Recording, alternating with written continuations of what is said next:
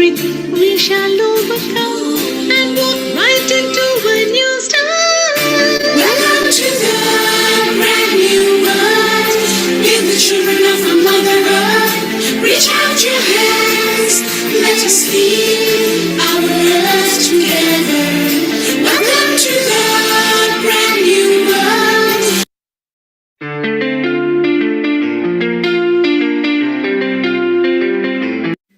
Global Namaste. Please join us this Sunday on a free global online episode, Integrated Health, including longevity, tips and practices.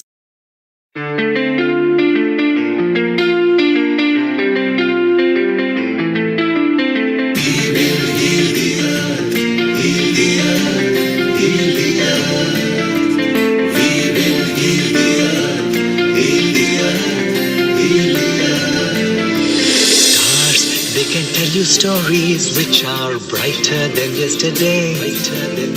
The streets have never been so quiet. The squirrels found a new hideaway. Tomorrow will never be the same. There is so much hope in our hearts. Breathe by breath, we shall overcome and walk right into a new start. Welcome to the brand new world. We're the children of a Mother Earth. Reach out your hands, let us heal our earth together. Welcome to the brand new world.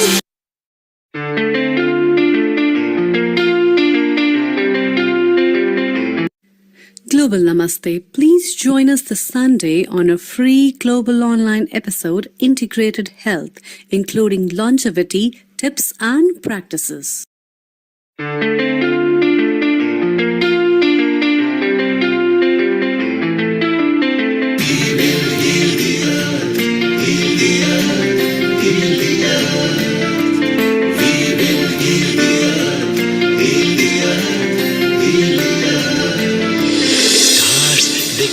Stories which are brighter than yesterday. The streets have never been so quiet. The squirrels found a new hideaway. Tomorrow will never be the same. There is so much hope in our hearts. Breathe by breath, we shall overcome and walk right into a new start. Welcome to the brand new world. We're the children of a Mother Earth.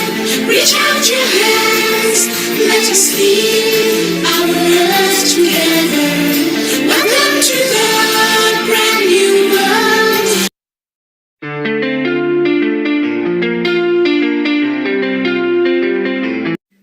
Global Namaste. Please join us this Sunday on a free global online episode, Integrated Health, including longevity, tips and practices.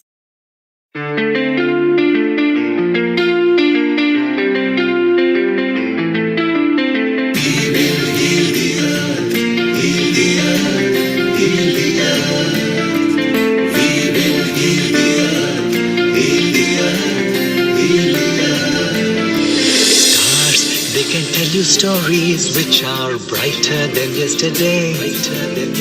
The streets have never been so quiet. The squirrels found a new hideaway. Tomorrow will never be the same. There is so much hope in our hearts. Breathe by breath, we shall overcome and walk right into a new start. Welcome to the brand new world. We're the children of a Mother Earth. Reach out your hands, let us heal our earth together. Welcome to the brand new world.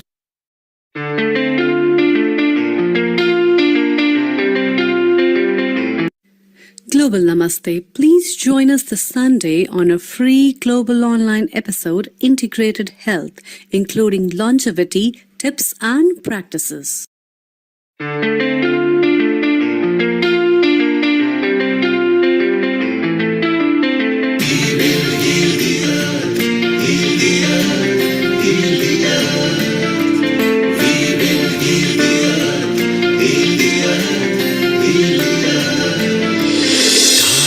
they can tell you stories which are brighter than yesterday. The streets have never been so quiet. The squirrels found a new hideaway. Tomorrow will never be the same. There is so much hope in our hearts. Brick by brick, we shall overcome and walk right into a new start. Welcome to the brand new world. With the children of our Mother Earth, reach out your hands. Let us lead our earth together. Welcome to the brand new world.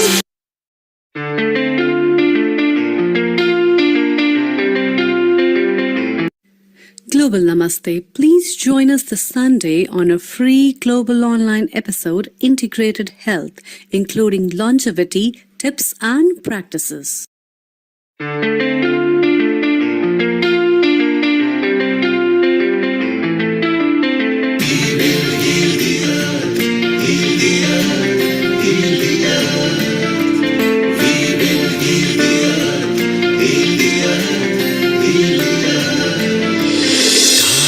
They can tell you stories which are brighter than yesterday. The streets have never been so quiet. The squirrels found a new hideaway.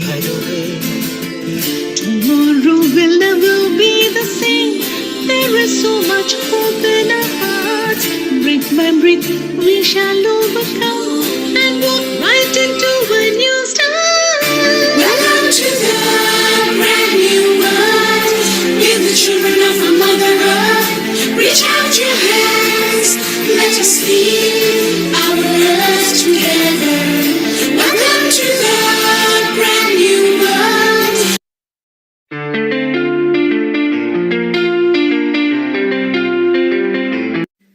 Global Namaste. Please join us this Sunday on a free global online episode, Integrated Health, including longevity, tips and practices.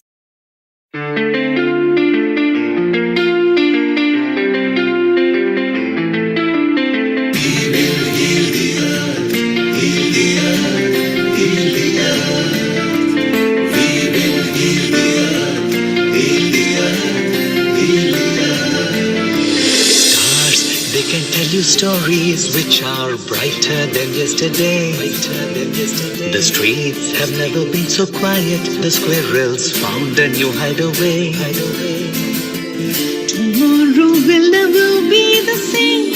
There is so much hope in our hearts. Brick by brick, we shall overcome and walk right into a new start. Welcome to the brand new world. With the children of our Mother Earth, reach out your hands.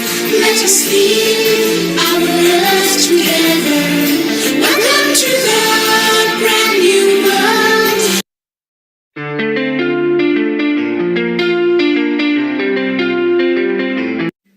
Global Namaste. Please join us this Sunday on a free global online episode, Integrated Health, including longevity, tips and practices.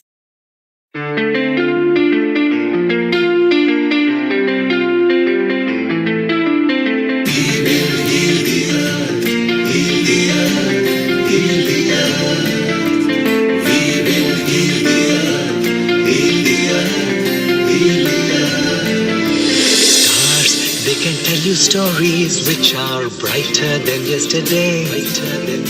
The streets have never been so quiet. The squirrels found a new hideaway. Tomorrow will never be the same. There is so much hope in our hearts. Brick by brick, we shall overcome and walk right into a new start. Welcome to the brand new world. With the children of our Mother Earth, reach out your hands. Let us lead our earth together. Welcome to the brand new world.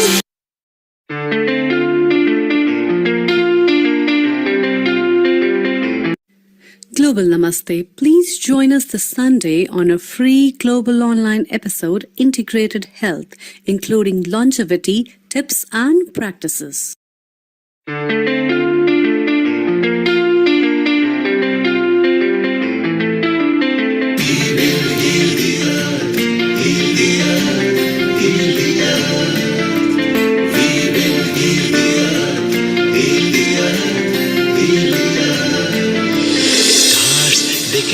stories which are brighter than yesterday. The streets have never been so quiet. The squirrels found a new hideaway. Tomorrow will never be the same. There is so much hope in our hearts. Brick by brick, we shall overcome and walk right into a new start.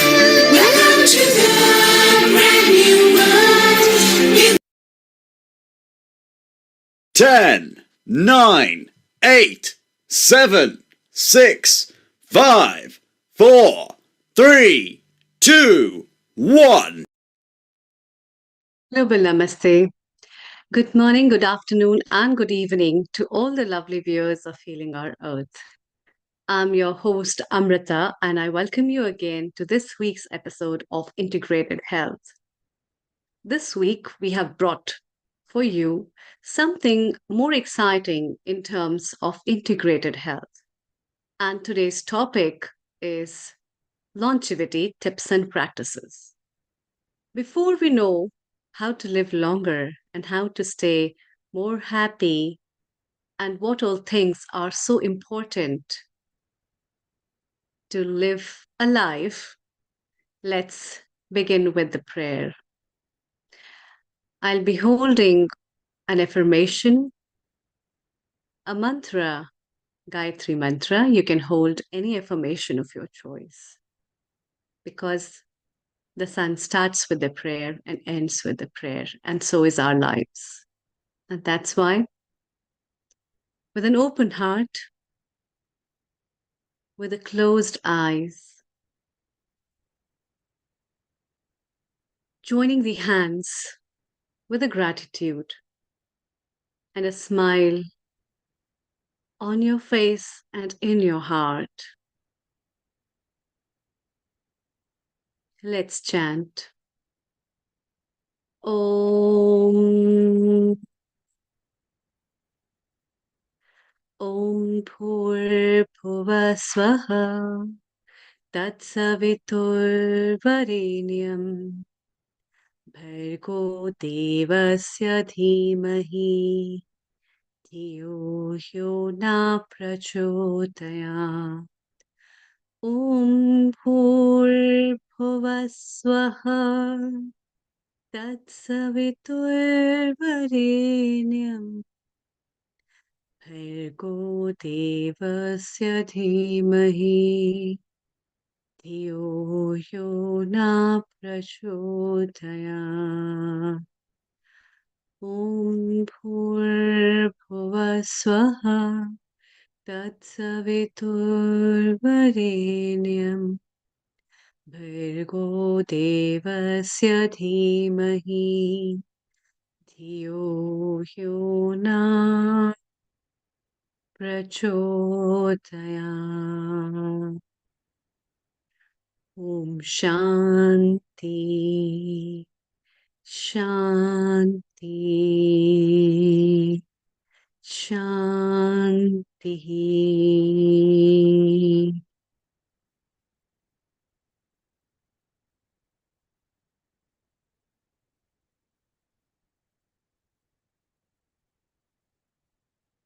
Welcome. Living a long life. Whenever we wish somebody on the birthday, we always say, may you have many, many more. And to add to these many, many mores in our life, sometimes it takes a big effort. As we are a child, we are brimming of life, we are full of life. We really hardly realize how important it is to live. And slowly, as the years pass by, and the graph of our ages moves from one decade to another decade to another decade, we simply realize it is very important that the lost years may come back and the years that are left may be preserved. And that's why longevity, life expectancy is a most important thing. In a clinical professions, we as clinicians see the life and death very close. And sometimes it gives us our life-changing experiences of our lives, which reminds us how we all should care for ourselves and how important it is to live to its abundance, the life at its full. And that's why in today's episode, we'll be talking with our experts as well as our leads in health profession who will give you some tips and guidances about longevity. But first, I'd like to have our guest to give a small comment before we move further with other guests of ours who are waiting for today from Israel. But I'd like to first welcome Dr. Anukul Goswami ji, who is our lead panelist as well as an orthopedician from United Kingdom. Global Namaste and a very good afternoon. And global Namaste to you, Rena, as well. Global Namaste, Dr. Anukul, I can hear you. Can you hear me? yes, yes. Dr. Anukul, what have you to say are your comments before we move to our first guest? We have to constantly keep thinking that health is not merely something which is physical. It is much more beyond this. It's mental, social, and whole lot of things which are connected to us. And I think when it comes to our own life, we have to see right from the time when we are born, how we are connected to our parents, how we are connected to everything in the world, our ecology, the vegetations around us, the animals, and everything. I think they all constitute as a part of our health. The more connect, more the chances are that we'll be able to live happily and contribute to the going on of the earth. I'm sure we have got Yeah. lots of learning from everybody who's going to be contributing this time. Oh, of course. And we are eagerly waiting to have our guests from Israel who has joined us for a while. She's traveling somewhere, but still she has taken out time. So, Dr. Anukulji, let's welcome Rena Shoshana from Israel, who is a resident contributor, a wellness trainer, as well as a yoga lead. Global Namaste and a very good evening to you. Can you hear us, Rena? Namaste. Your bandwidth is pretty low. I can hear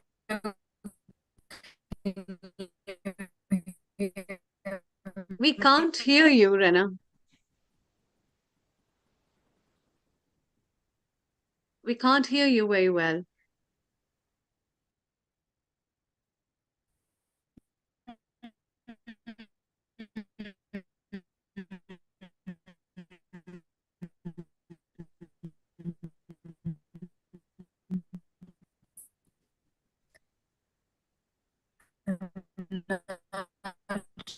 sure what I'm better now.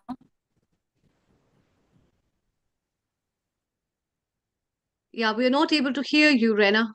Can you please rejoin? Can't hear me. Can you rejoin from a place? I don't know what to do. Yeah, we could hear you a bit, but then can you rejoin from the place where you have a good bandwidth, please? Can you hear me now? Yes, Okay. loud and clear. Amazing! Yay! Wonderful. Thank you for having me. It's a pleasure to be here. Yeah, please go ahead with your comments and your guidances for Yeah, my today's comments and my integrated guide health. about talking about integrated health and longevity. One thing that I take from the world of yoga is the breath, and that if we learn to breathe longer and breathe slower, it's a very simple way to lengthen our lives. And in yoga, also, we understand the connection between the breath and the mind. And so, as we gain control of the breath, we also are gaining control of the mind, which has a very powerful impact on the body. And if we want to look at more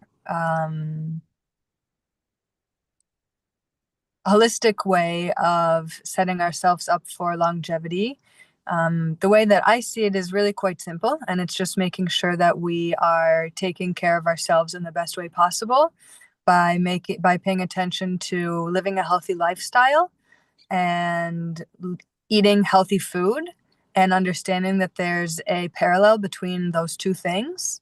So, first and foremost, making sure that our relationships are nourishing us, that our home environment is a safe space for us to be in, that we have a satisfying spiritual relationship, that we're focused on cultivating joy in our lives, that we prioritize exercise, that we feel stable with our finances, that we do work that is meaningful in the world. And all of these things feed us just in the same way as, not physically, they nourish us in the same way as the food that we eat.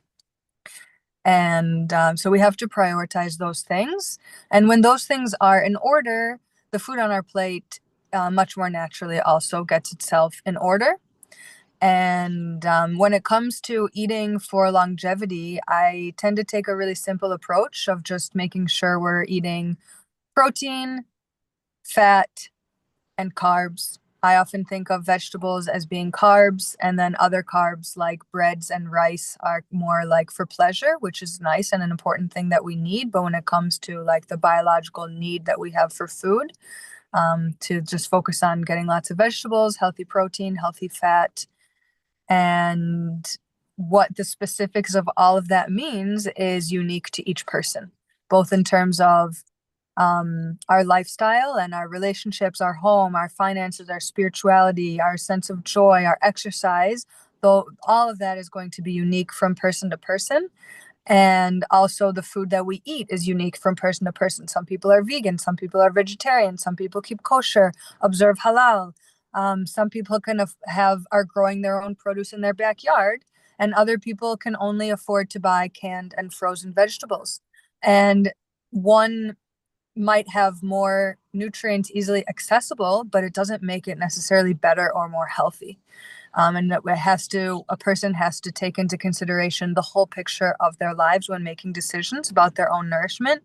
And that's really the work that I do, is supporting people in figuring out what is the healthiest choice for them to be making for themselves, both in the short term and in the long term, and then to take steps to bridge the long term, and like to take steps towards their long term goals one step at a time, in a way that, to tie it back in to what I said first, is safe for the nervous system. And that's where the breath comes in, that while we're making these changes, we have to be aware of our capacity that our nervous system has. And we know that if our breath is starting to be strained or starting to be stressed, the nervous system is out of balance. And that means that these changes might feel scary, might feel unnerving. We might not be ready for them. And that's okay too, because what's most important is that we're making these changes from a place of feeling safe, feeling calm, feeling grounded. And that when we do that, the change ends up being much more easily sustained. And it has the benefit of, like I said at the beginning, keeping the breath long, keeping the breath deep. And so all of this together is going to set somebody up for a long and healthy and joyful life. Does anybody have questions about anything I just said? Yeah. Yes, Dr. Anukul, please go ahead. Absolutely. I think the very first bit of sentences that Reina told were absolutely fantastic. They sort of got everything together: air, food, relationships, spiritual engagement, exercises, finances, and it really puts into account everything that's around it. I have one interesting question, and I often ask many of my patients as to what do you consider. They say, "Well, I eat very healthy." Then I ask, "What do you mean by healthy food?" Mm-hmm. And I think I understand it reasonably well, and I'm sure most of our speakers will understand it, also know it very well. But have you ever thought what constitutes actually healthy food? I'm just in trying to answer myself. I don't know the answers, but tell me, what do you think, in your opinion, constitutes a healthy food? Yeah, that's such a good question. It reminds me also of a number of years ago, what really brought me to this work was that I had lots of health challenges. And I remember at one point sitting in front of a doctor and saying, I eat really healthy. I don't understand what the problem is. And he was like, well, clearly you're not eating healthy enough. And that was part of what fueled my passion to go and study for myself. And first and foremost, I believe that what is healthy for me and what is healthy for each of us is something that is continually changing and continually evolving. There is no one size fits all diet that's right for anybody for their entire life. So, like, what's most important is to be connected to yourself and to be aware of your changing needs. With that said, like I said before, making sure that you are nourished through your healthy lifestyle is first and foremost a priority. And then when it comes to the food that we're eating, let's say you're feeling satisfied with your lifestyle, you're ready to look at the food that's on your plate, because I do believe it has to happen in that order. Then when it comes to the food on your plate, like I said, healthy protein. I would argue that choosing to eat meat or choosing to not eat meat is a very personal decision. I'm not even going to say what I do personally. I don't think it matters. But I will say that it is totally possible to get all the nutrients you need from a plant-based diet. It also takes a lot of planning and a lot of work. So just something for people to be aware of. And if you do choose to eat animal products, to choose like animal products that are living pasture raised, and if we think about it energetically, that they're absorbing sunlight, they're absorbing grass, they're living a life where they're being cared for. I would argue that is really important for people who do choose animal products. And then for people who don't choose animal products, to make sure they're getting a wide variety of proteins from beans, quinoa, lentils, nuts, seeds, certain grains that do have high protein quality. And then when it comes to healthy fat, the top choices would be olive oil, avocado, nuts, seeds. I really like ghee. I make my own ghee. I believe coconut oil also is a healthy fat, but I know not everybody agrees with me on that. I know also ghee, for people who are staying away from animal products, they're not going to agree with me on that. Nuts, seeds, I think I said avocado, olive oil. And for anybody who still has any of those cheap plastic bottled yellow oils like canola, sunflower, I would encourage you to throw those in the trash right now. Thank you. That's And then wonderful. yeah, Wonderful. and then there's yeah. Yeah, I think then the last thing would be just the vegetables, which I said before, that it's really depends on what you're able to have access to, both geographically and financially. But to try to, geographically and financially. Yeah. Yeah, that's a very big word, actually, geographically and financially. Yeah. Yeah. Thank you, Rena. That was very interesting, I think. And we could have like listed up much more. If you reach your destination in the hours we are in, please pop in again, and we'd like to have a chit chat with you to know more about all these things. This would be Thank you very so much. interesting, and to dive deep into the geographical as well as financial tidbits of foods and the plates. That's lovely. Isn't it, Dr. Anukul? It's so nice to have some perspective from different people. And now we are going to have another lovely guest, Heather. And global namaste to you, Heather. I really love your t-shirt, which says yes. Oh, and it's really very nice. It's sequined. Oh, yeah. It's sensationally sequined, which seemed to go along with my topic of senses and sensations today. Exactly. It's like sequencing with the 34 senses in a sensuous way. Say that 10 times fast, please. Sequentialize your plate and your life. Here we go. I think that is the most sensuous thing we could have ever had. The sequence from your t-shirt that lands from the sequence of our senses to the plate. This is my presentation in and of itself. It's all in the sequence. It's all in the sequence. So, Absolutely. So and lovely to saying have you. yes to vitality and to everything that Rena just said, that it's really a matter of seeking Yes. what supports your individual vitality. So Rena, thank you for sharing those thoughts on a really wide spectrum of realities that we all need to navigate and find what's true for us.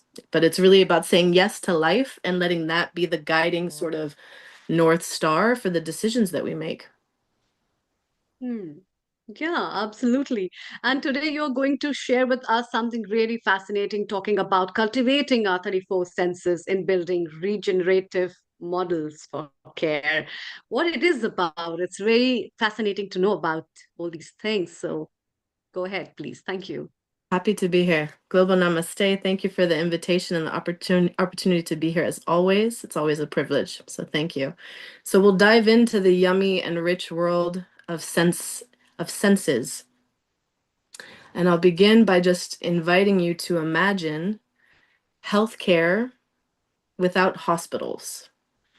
Healthcare that exists in every space, in every home, in every institution, that's really rooted in lifestyle choices that are fundamentally supported by this human right that we have to safety, which Rena spoke to really beautifully, softness, the vitality that I mentioned earlier, and I think most importantly, sovereignty. Sovereignty is a really key element to all of those factors. So imagining that we have these four sort of pillars of safety, softness, vitality, and sovereignty that we all have a right to exist within on a daily basis, that we can breathe fresh air, we can drink clean water, clean structured water that supports our systems, that we can make decisions from a place of independence and agency that supports our individual experience as well as the ecosystems of community and family that we exist in.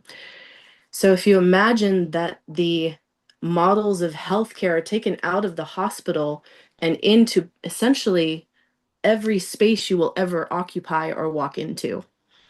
Just imagine that capability, that field of awareness and that frequency of healing existing everywhere, that it's not confined to walls, let's say, that it's in every interaction that you have professionally, personally, socially, whatever it may be. And from that place, I invite you to, from the lens of longevity and vitality, since that's our topic today, reevaluate systems in your individual life, in the lives of especially our children, our grandchildren, reevaluate systems that don't support or protect, but these inherent rights, that they don't support or protect these inherent rights, but they create the very pain and trauma and disconnect that they're designed to treat. Just take a moment to think of the institutions and the systems in your life that haven't supported, that haven't protected, whether it's your individual experience or observations, witnessing of family members, loved ones, friends, whatever it may be. We all have those stories and those relationships to institutions and systems that fundamentally don't support us. So with that awareness, I'll invite a slight sort of paradigm shift of something interesting that's happening in Denmark. I think Denmark is doing a lot of really good things.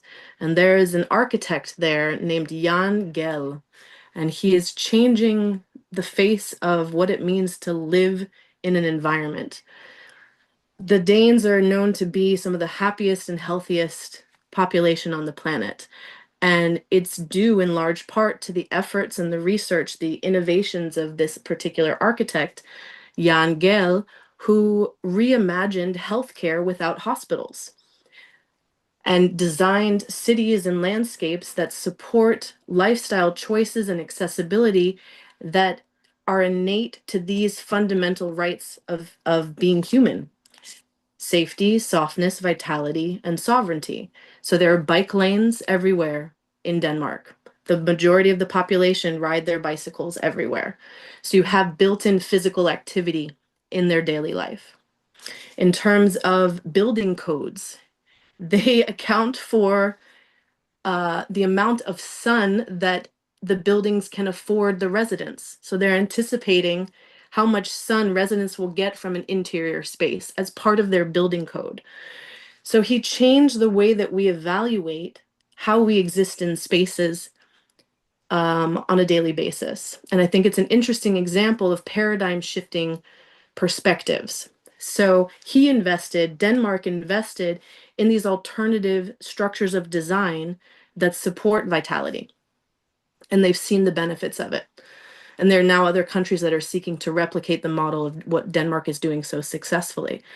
So from that paradigm shifting perspective, I'm going to invite you to take this 12-minute period that we have today to imagine a paradigm where we are supported and encouraged and afforded tools to invest in the sensory spectrum, the rich sensory spectrum that we each have as human beings, as fundamentally sensory beings. And that the gateway into this rich sensory world that we all have is one avenue of the many that Rena kind of alluded to, that the rich world of our senses is another, I think, an essential avenue to enhance vitality through the awakening of these fairly dormant senses.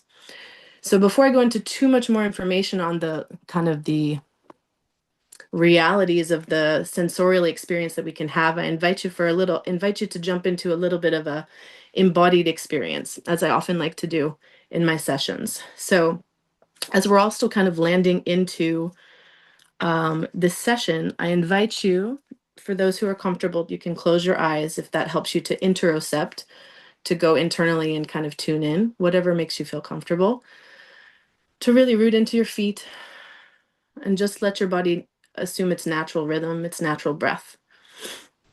Paying attention and just witnessing the breath. Really just witnessing the breath as you enter into this gateway of a sensorial embodiment exercise. Not even exercise, an exploration. So using the breath as a portal, I invite you to just watch the natural rhythm of the inhalation and the exhalation of the breath.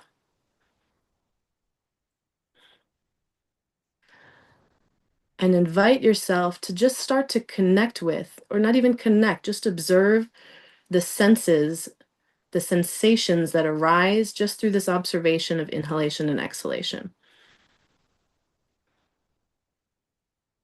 It may be visual, it can be a temperature change, it can be the sensation of sun coming in and lighting on your cheek, the touch of a dog that's coming close for connection, whatever it may be. Just start to tune in and be aware. Just be aware. And as you connect with the breath, I invite you to play with something we call synesthesia. Synesthesia is an entanglement of your senses. Billie Eilish is a famous example of a synesthete who can hear music and she sees visuals, she sees color and she sees shapes, and it's an integral part of her creational experience. This is one expression of many synesthetic powers. So in an effort to play with synesthesia, whatever that means for you right now, I invite you to using breath as your connecting element, speaking to the expansion and the kind of the capacity to really elongate that breath that Rena was speaking to. As you're breathing and in your natural rhythm, I invite you to afford the capacity of vision into your breath. Imagining that the act of inhalation and exhalation invites the ability to see internally, that your breath becomes able to witness itself and to witness its relationship to everything around it. Whether it be the rib cage, whether it be extending up in the inhalation to the sternum, just play. You can't do this wrong. We're just playing with the capacity for the breath to exhibit and to inhabit these other senses, playing with the vision to start. And seeing what comes up for you, imagining that your inhalation and your exhalation has the capacity to see internally. And then jumping to touch, imagining that your breath can internally touch, feel, like physically feel the interior space of your ribs. Or for the women who are observing this, whether live or the recorded session, that your breath can touch, that it can graze the surface of your womb, of your pelvis. Just playing with these different sensations of touch, that the breath has the capacity to both witness and to feel the existence of these different senses within the physical act of inhalation and exhalation. And we'll do 2 more senses before we'll wrap up and move on to the next segment. Inviting the breath again to inhabit a sense, a different sense. Let's jump to smell, being a fairly obvious one kind of with breath. And I have, just by chance, a little bit of sage and a little bit of rosemary here to my side. So I'm going to use these olfactory senses to kind of tune into the capacity of the breath to feel that same sensation, to explore that same sensation of smell, that sensory capability of smell within the act of breathing. Taking it down to the feet. We haven't given much effort to the feet or attention to the feet, but imagine that your breath, one, can extend down to your feet, and if you have particularly smelly feet, that your breath can smell the smelly feet, that your breath has that capability. And then we'll end with the final sense. I'm not going to do one of the primary senses. I'm going to play with temperature, which is another one of our 34 senses. I'll talk a bit more about that in a second. But imagining that the breath, as you're inhaling and exhaling, that it can feel that it's sensitive enough that you're cultivating a level of sensitivity with this portal of the breath to feel temperature variations throughout your body. Ranging, let's go up to the head since we just went down to the feet, that you can feel temperature variations through your breath as witness into the cranium. And then I always love to come into the backspace. We often neglect the backspace of our body. So we'll go ahead and conclude with that play of the breath as capable of inhabiting these different senses of temperature regulation, of touch, of smell. We didn't do taste, but this is another element that this portal of breath can explore all of these capabilities. And as you're ready, if you have your eyes closed, I invite you to open your eyes and rejoin the rectangle that's before you if you're on your phone or on your computer.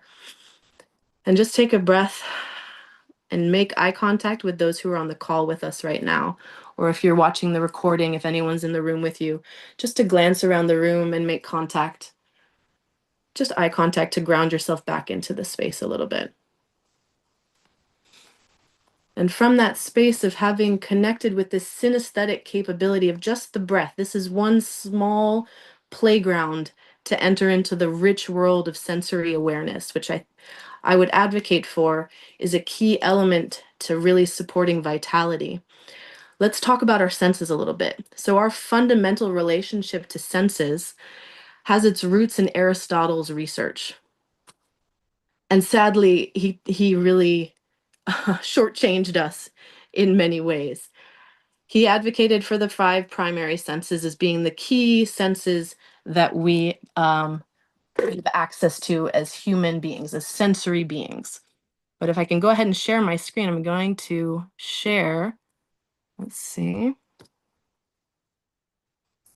No, okay, I can't do that while I have the virtual background, so we'll save that for later. So Aristotle advocated for the 5 senses: hearing, smelling, tasting, touching, etc. But the reality is, in modern science, and Dr. Tara Swart, if anyone is familiar with her, she's doing really fascinating work. She's a neuroscientist who recently lost her husband, and in the wake of losing her husband, it opened up a Pandora's box of research into extrasensory perception and what that means, because she had a series of interactions with her dead husband that left her questioning her reality. And with her scientific background, she had the skills to really research it and dive into it. So highly recommend exploring Dr. Tara Swart's research on what she advocates for are 34 senses, but she speaks to the 8 clear senses that we have. The 8 clear senses being, I'll just give a sampling of them just because of time: clairaudience, clairvoyance, clairsentience, these what are termed psychic abilities. And what this neuroscientist, Dr. Tara Sword, is essentially espousing is that we all have the capability to cultivate these senses. So the longevity models that I see in transforming healthcare are essential to utilizing the full capacity of these senses that we each have so that we can take our healthcare, our health, our wellness, our vitality everywhere that we go just through accessing something as simple as the breath in that exercise we did together today. So we always have access to it. And the more we continue to cultivate these senses, the more capacity we have to increase our longevity and our health, our vitality. So Dr. Tara Swart references that there are 34 senses in addition to the standard senses, the internal, the external, there are chemical and temporal senses as well. So we have our 5 primary senses that everyone knows, obviously. And then we also have the more internal. So proprioception, vestibular system is another branch of that. And then going into the temporal space, that's the relationship to circadian rhythm is one example. And in terms of chemical, if you cultivate enough sensitivity and awareness of the sensory sort of spectrum that we have access to, you can even get sensitive enough to understand and sense, not even understand because it's a felt sense and awareness of the shift in pH in your body. The shift in pH in our body, which is essential for health. An alkaline environment versus a highly acidic environment. We want a healthily balanced alkaline environment. So to develop a practice where you're sensitive enough to be aware of when you have an imbalance in your pH. This is the goal, that we become our own physicians. We become our own pharmacy through cultivating this awareness and this brilliance that is our 34 senses. I would say, again, even more. I think we have closer to like 43 to 44. So even in ancient Egypt, I'm going to wrap up. I'm almost done. In ancient Egypt, they said that we had 350 senses, and I would venture that we're heading more in that direction of remembrance of that capacity. So how do we do this? Just one quick tip as I wrap up. I personally invite you to interact more with artists. Artists have a natural pathway into these sensorial systems and capabilities. So invite more poets and painters and writers and dancers and choreographers into your life as a way of fueling and giving nourishment, really deep nourishment to your individual sensory capacity to really heal yourself and enhance your vitality. Thank you. Hmm. That's cool. Heather, before we jump in more, we'd like to chit chat with you. I think Kailashi has a quick question for you. Let's have her because she will be leaving. A global namaste to you, Kailashi. Your question, please. Yeah, global namaste, and thank you so much to all of speakers so far. Really, really interesting, and it's very pertinent about the health that Your we've talked camera is about, the lopsided. eating. Can you just? Sorry, I can't do landscape, so is that okay for Yes. now? Yeah, I'm trying that's to put it in fine. That's landscape. fine. So, Please go ahead. No problem. yeah, that's Thank fine. you. Yeah. So, I have a question, and it's related to health and well-being. I've got a relative who's been really, really ill in hospital for the past 3 or 4 days, unable to empty his bladder and also his bowels as well. And the doctors had put in a catheter and all these. It's just that he's so fed up. And it's kind of quite serious now because the family are all worried. I was wondering if there's any other remedies, and the breath thing that on us. So, is there any tips that I could pass on to the relative, because they're in very desperate measures at the moment? Nothing seems to be working, and he's just losing his spirits, to be honest. And I was wondering if there's anything that we could, even provide for him at the moment, Well, in terms of anything alternative than to medicine. Thank you for the question, and it's a privilege to have the opportunity to offer some insight. Recognizing again, I'm not a medical professional, so I'm pulling from my lived experience as an artist and a movement practitioner and a series of other sort of creative fields that I weave into my work. But what's coming to mind is an experience, I used to treat, I do body work as well. And I used to work with patients who have varying degrees and expressions of ALS. And one of my long-term ALS patients who I'd been treating for, oh wow, I don't know, like 3 years. He had been diagnosed over almost 10 years prior to my even meeting him. And for an ALS diagnosis, that's almost unheard of. But he was nonverbal and his respiratory capacity was starting to diminish. So he wasn't able to really communicate with me during the sessions. So the emphasis really became on connecting, inviting him to connect with his imagination. So while I would be introducing, I use a touch movement based modality. So as I'm introducing really gentle movement into his system, it became a fusion of touch and movement with spoken word as well, where I was inviting him to connect with his imagination and his connection to varying parts of his body. And what was amazing is that through that verbal cue I was offering him, of connecting to imagination, which is one of the senses that are kind of under the umbrella of the 34 senses, through inviting him, creating a space of safety and of sovereignty where he could connect to his own imagination, he was able to awaken these different points, and I would see different movements start to rumble a little bit, but it was all through the imagination that he was awakening. So what I would offer for this example that you've inquired about is to, and he's verbal, so that's helpful. It can be more of a dialogue. So to invite a dialogue with his bladder in this case, or there might be other systems that are in a state of balance, that the bladder is taking the brunt of the imbalance, and the expression is just concentrated in the bladder. So if you can create an environment of a dialogue with the bladder as one, but also with an invitation to let other information, other sensations, other visuals, it may come through visuals, but to just start to invite more sensory awareness of that internal landscape of his body, and you'll be surprised what comes up in terms of intelligence. Often it's in symbols because that's our most primal language.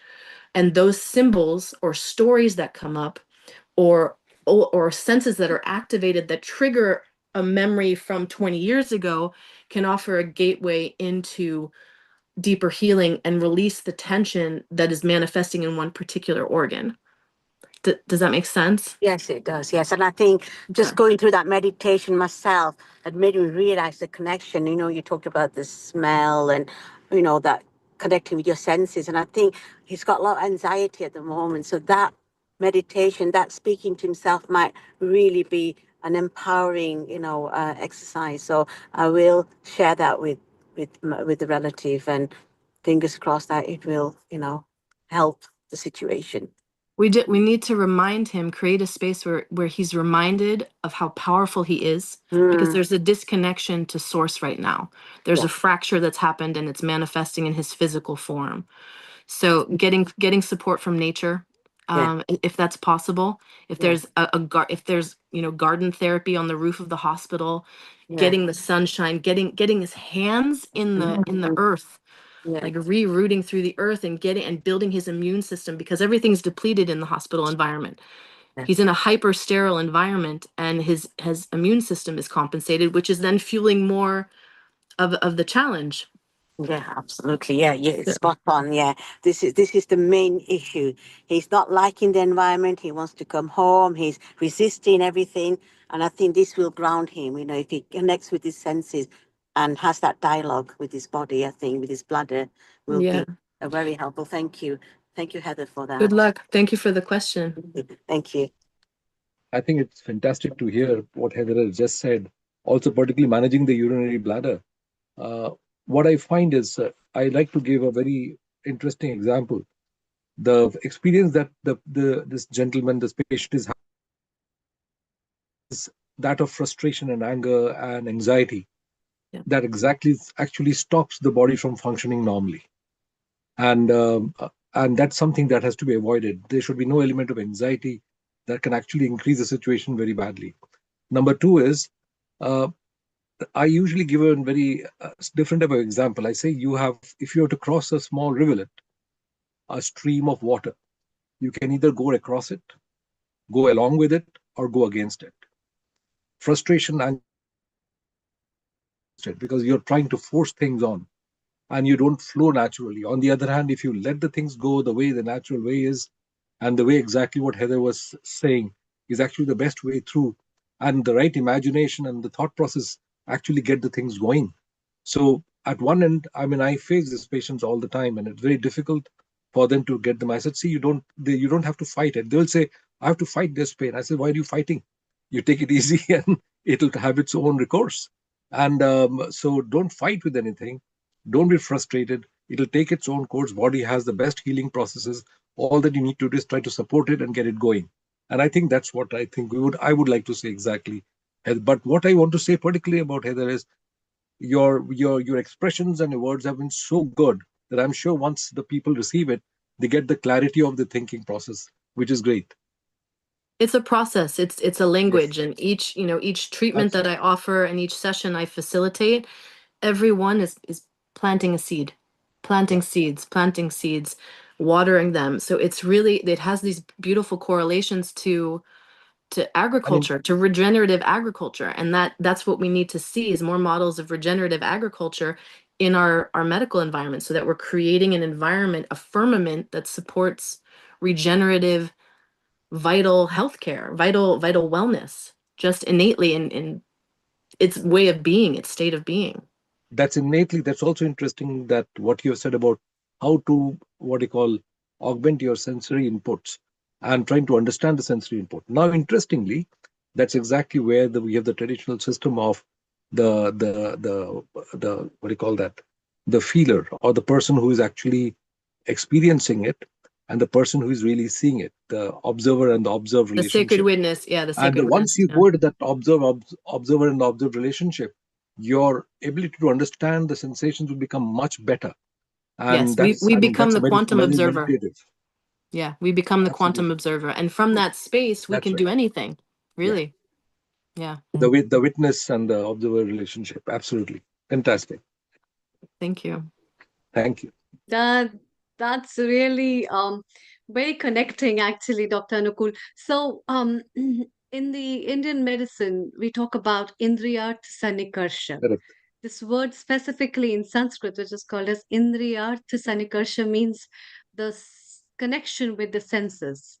And Mm. it's all the paradigm of all those senses, not just the five senses or the 10 senses, but it is beyond those senses that you have been talking about. And it's just opened the gateway to understand the connection of those senses. And then when you're connected with these senses, you really, what you said, becoming an observer and connecting them with your quantum self, you'll be able to get the minutest experiences which is beyond physical, and that might help you in healing in many many ways. And that, I think, is one of the parts of a lot of healing modalities which people offer in different frames.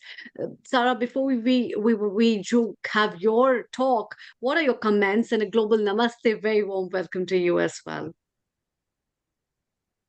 Hello everybody. Yeah, thank you. Hi. Thank you. So lovely to be here. Everything that everybody said always blows me away. Thank you, Heather, as well, for that extraordinary deep dive into what is it about being human that makes us so extraordinary, and so much stuff that we've been taught to unlearn. I'm totally with you, Heather, on how do you create some of these institutions are not there to help us really thrive in the way that they should. And I absolutely love that thought behind creating whole environments, cities and cultures and environments that really help us thrive, because we've got it all within us. We absolutely are supposed to feel good every single day.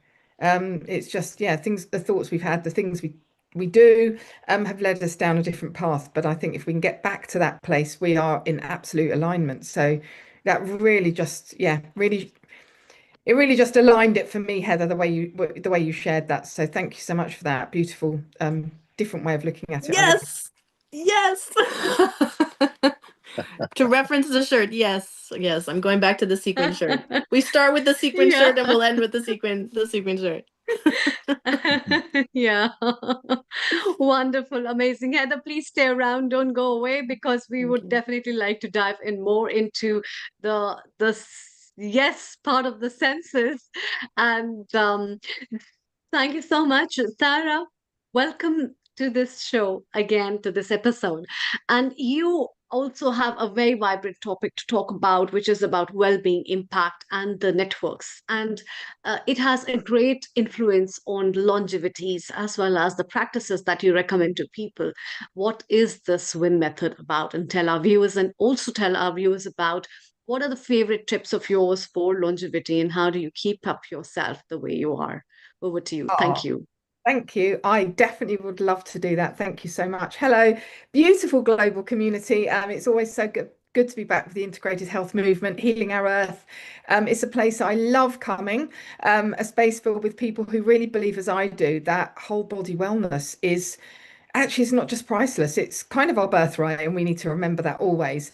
And today, yeah, I am going to share something that's really deeply personal, but hopefully as well really practical for you all. It's something that I've been living for many years, but I've just kind of now framed it in something called the win method. I love the whole art, the whole, whatever the art of winning. I call myself Sarah Mills, the art of winning. But whatever winning in life really means to you, it's different for every person. But we should feel that feeling that we're winning, you know, whatever that means. So I want to share this with you, which all the other speakers have currently already said, but I'm just going to reframe that a little bit. It is about well-being first. So the W is for well-being first. It's then about creating those incomes, because we have to live, we need to thrive, but that create real positive impact for more than just ourselves, but for as many as we can. And then those amazing networks, as this is, that create real connection. And it's a method that I've created, I've lived, and I've refined actually long before I ever named it. The naming of it's only come to me in the last 5 or 6 months, but it's transformed how I flourish in life, in work, and well-being, and really how I serve others. And it really aligns beautifully with today's theme of longevity's tips and practices, because I really truly believe that longevity is not simply about the years in your life, and they will be different for everybody, but it's about the life that we really thrive on and put into those years. So it's longevity for me is not found in one habit. It is how we live, it's how we think, it's how we connect, and it's definitely how we give. And so, yeah, the win method to me, I'm going to share those top tips. And I think now, if I share each pillar of those with you succinctly in the next 10 minutes, you'll hopefully have something to take away with it. I really believe it's aligned with what so many of you have also been saying. So let's just start with the first one, which is well-being first. You cannot serve others unless you are serving yourself well. It's the one thing that I've learned in business, in entrepreneurship, in life. There are many successful people out there, but they do not look after themselves, right? And without that, how can you serve others? So for me, longevity also begins in the mind, which others have spoken about today or allured to today, long before it manifests itself in the body. If there's one truth I've learned, it's you have to really, what you think about, you consume. And what you consume, you become. So your mindset is not a nice to have for longevity. To me, is really the thing that ignites everything. You need to be positive, right? You need to have that possibility thinking. You need to know who you are and what your identity is. And for me, I'm all about big vision, big belief, growing that self-belief, but then I can move forward, and everybody can move forward when you've got that belief in what you're doing and how you're looking after yourself first. Because at the end of the day, your mind is the creator of your body biology. If you think something sad, you will feel sad, and that will ignite itself in you in other ways. So if you wake up each morning believing you are under pressure, you are lacking, you are not enough, I guarantee, and I'm sure that other speakers here today will say, your cells can actually hear that. They understand that. So when you choose empowering beliefs, when you imagine a future that feels exciting, expansive, alive, your body shifts into a creation mode. It's a restoration mode. It's a longevity mode. So when you look after yourself first, when you decide to think and thrive in a certain way, one full of powerful positive words and affirmations, I really believe in positive affirmations, that lift you up daily, that are happily you're thinking now, but also future focused as well. That's when you feel really happy alignment. So to me, the secret of longevity and good life is to feel good first. And that's what brings successful communities. Take your community, take your work seriously, but never take yourself too seriously. If you don't feel good, I truly believe you're out of alignment, because you are supposed to feel good. So love, joy, gratitude to me are essential well-being ingredients that we must sprinkle across our everyday, however hard it is, however difficult it can be. And however desperate things may be sometimes, it's how long we choose to spend there that will decide, or I believe, on our real substance and longevity. So, ask yourself, what can you do to feel good now? So alongside the mindset side of well-being, I do live by 80-20 rule, a great one to live by, a whole food nutritious diet. Our first speaker mentioned so much of what I believe in about the kind of foods that we consume. For me, mine is mostly mine is an entirely plant-based lifestyle. But eat more plants, everybody, right? It's not perfection, but that 80-20 rule, real food, real nourishment will give you really good life if you do it like that. So for nearly 2 decades, I've been a healthy living and mentor and consultant with one of the world's leading, happens to be a certified cruelty-free, planet-conscious well-being community called Arbonne. We're not in every country in the world yet, unfortunately, but it shows people how to become conscious consumers and all the elements you put into your skin, in your body, because it's all connected. What you feed your mind, what you feed your body. So that philosophy has shaped so much of my own, which is having supportive daily habits, having the right energy, having good sleep, having light, gentle movement of any description, and looking after your gut health, which is really the foundation of it all. They say your gut is your second mind, your first mind, even maybe. And a kind, healthy, light, loving footprint on the planet. That whatever we do, however we do that, we need to look after our planet, because that's good vibration for all of us. So how you start your day wins your day. Create a great morning routine for a happy vision. Have some powerful affirmations, some brilliant thoughts, some healthy food, some good, simple, joyful movements, and I promise you'll be bouncing through your day. So then the second one is income with impact. Now, a lot of people think, well, what does that mean? But a purpose-led life is powerful, but purposeful work is longevity for me. Longevity isn't only physical or emotional, it's also purpose-led. So no salary, no matter how much you earn, no matter how much shiny it might become, it can't replace the feeling of true meaning. And it's that meaning behind your days. It's the joy you bring to your work and to the contribution you make in the world.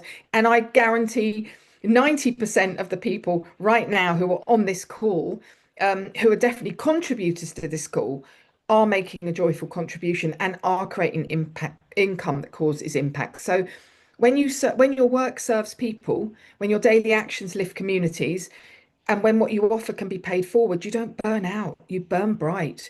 And to me, purpose really fuels energy, meaning fuels momentum, and that all contributes to resilience, impact, and longevity. So before launching my own purpose-led business, I spent years in corporate life. And while I learned so much, I knew I was missing impact, purpose, alignment. And when you step into that purpose-led field, like most of us here are, running our own businesses with entrepreneurship, I knew my work could mean something, and not just to me, but to people and communities. So check out, if you haven't, check out B corporations around the world. They are brilliant businesses and companies that are business as a force for good. They prioritize people and planet alongside profit. They create work that uplifts, empowers, and can be paid forward. They're an amazing organization, and I'm really, really passionate about them. But what can you do positively to impact, educate, share, and empower? those principles, that people can leave a legacy. What can you do to a line that could be paid forward so the impact goes on beyond you? To me, that's impact, earning with impact. Can you find a movement like I have that's constantly refining, caring, creative philosophies, principles, products, programs that really help you to build on that healthy, proven system? And that purpose fuels your energy, because when your work has meaning, contribution, and heart, you will feel uplifted, you will feel energized, you'll feel excited, and you'll feel in absolute conscious control of your future. So, one question for you: what would you feel like if your work energized you as much as it sustained you? I really believe that you'll feel better. And then finally, quickly and lastly, is networks. This to me is one of the most powerful things.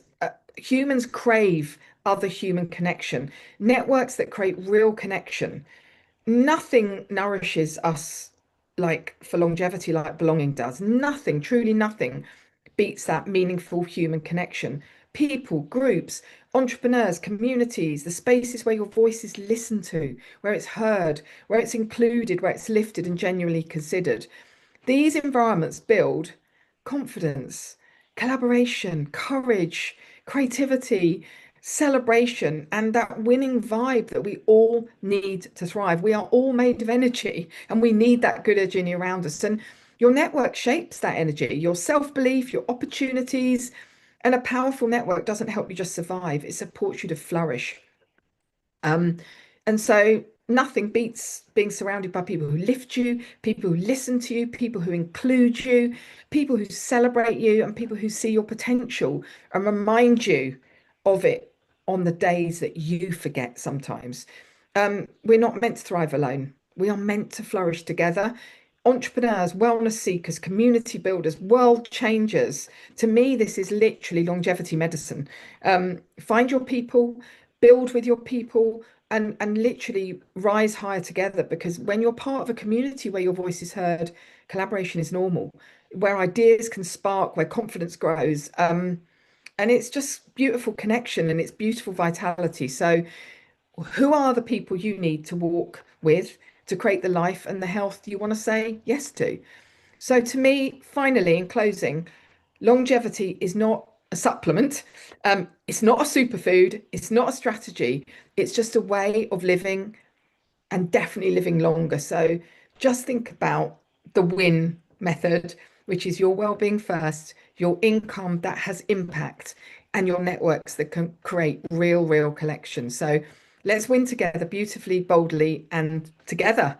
And that's me. I think the 1% of people, somebody once said, some great author said, I can't remember who it was, 1% of people have aligned their thoughts with their purpose and their habits with their aim.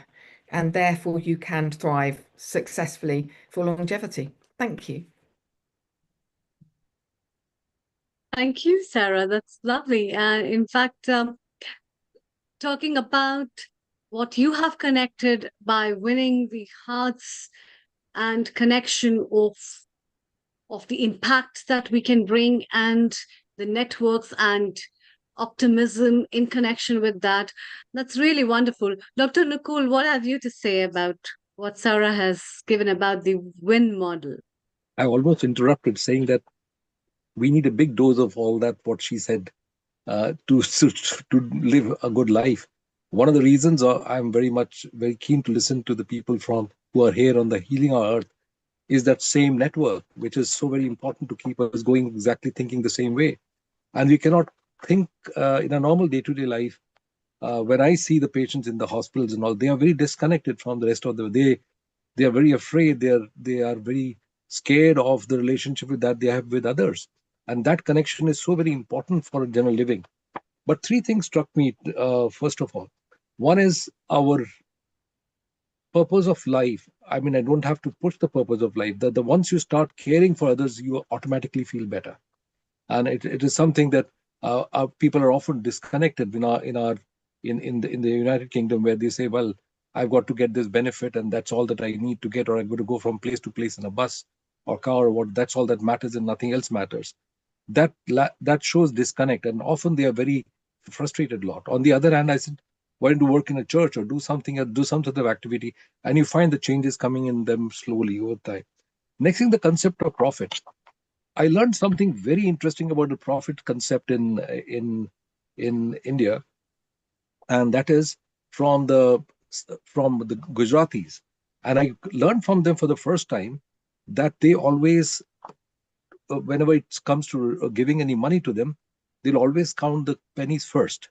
They will never count the pounds or rupees first. The reason is, they say that if I were to give 2 rupees 20 paise to somebody, they will take the 20 paise first, and then they will take the main amount later on. Why? They say that it is that pennies which actually keeps me surviving and gives me the profit. You will tend not to give the penny thinking that it is small change, it doesn't matter. He says it is that change which is allowing me to survive. If I don't collect that change from you, I'll have to pass it on to somebody. That is unethical. And that sort of struck me very hard. I said, you cannot pass your profit from one person to the other thinking that I'll pass it on to somebody else.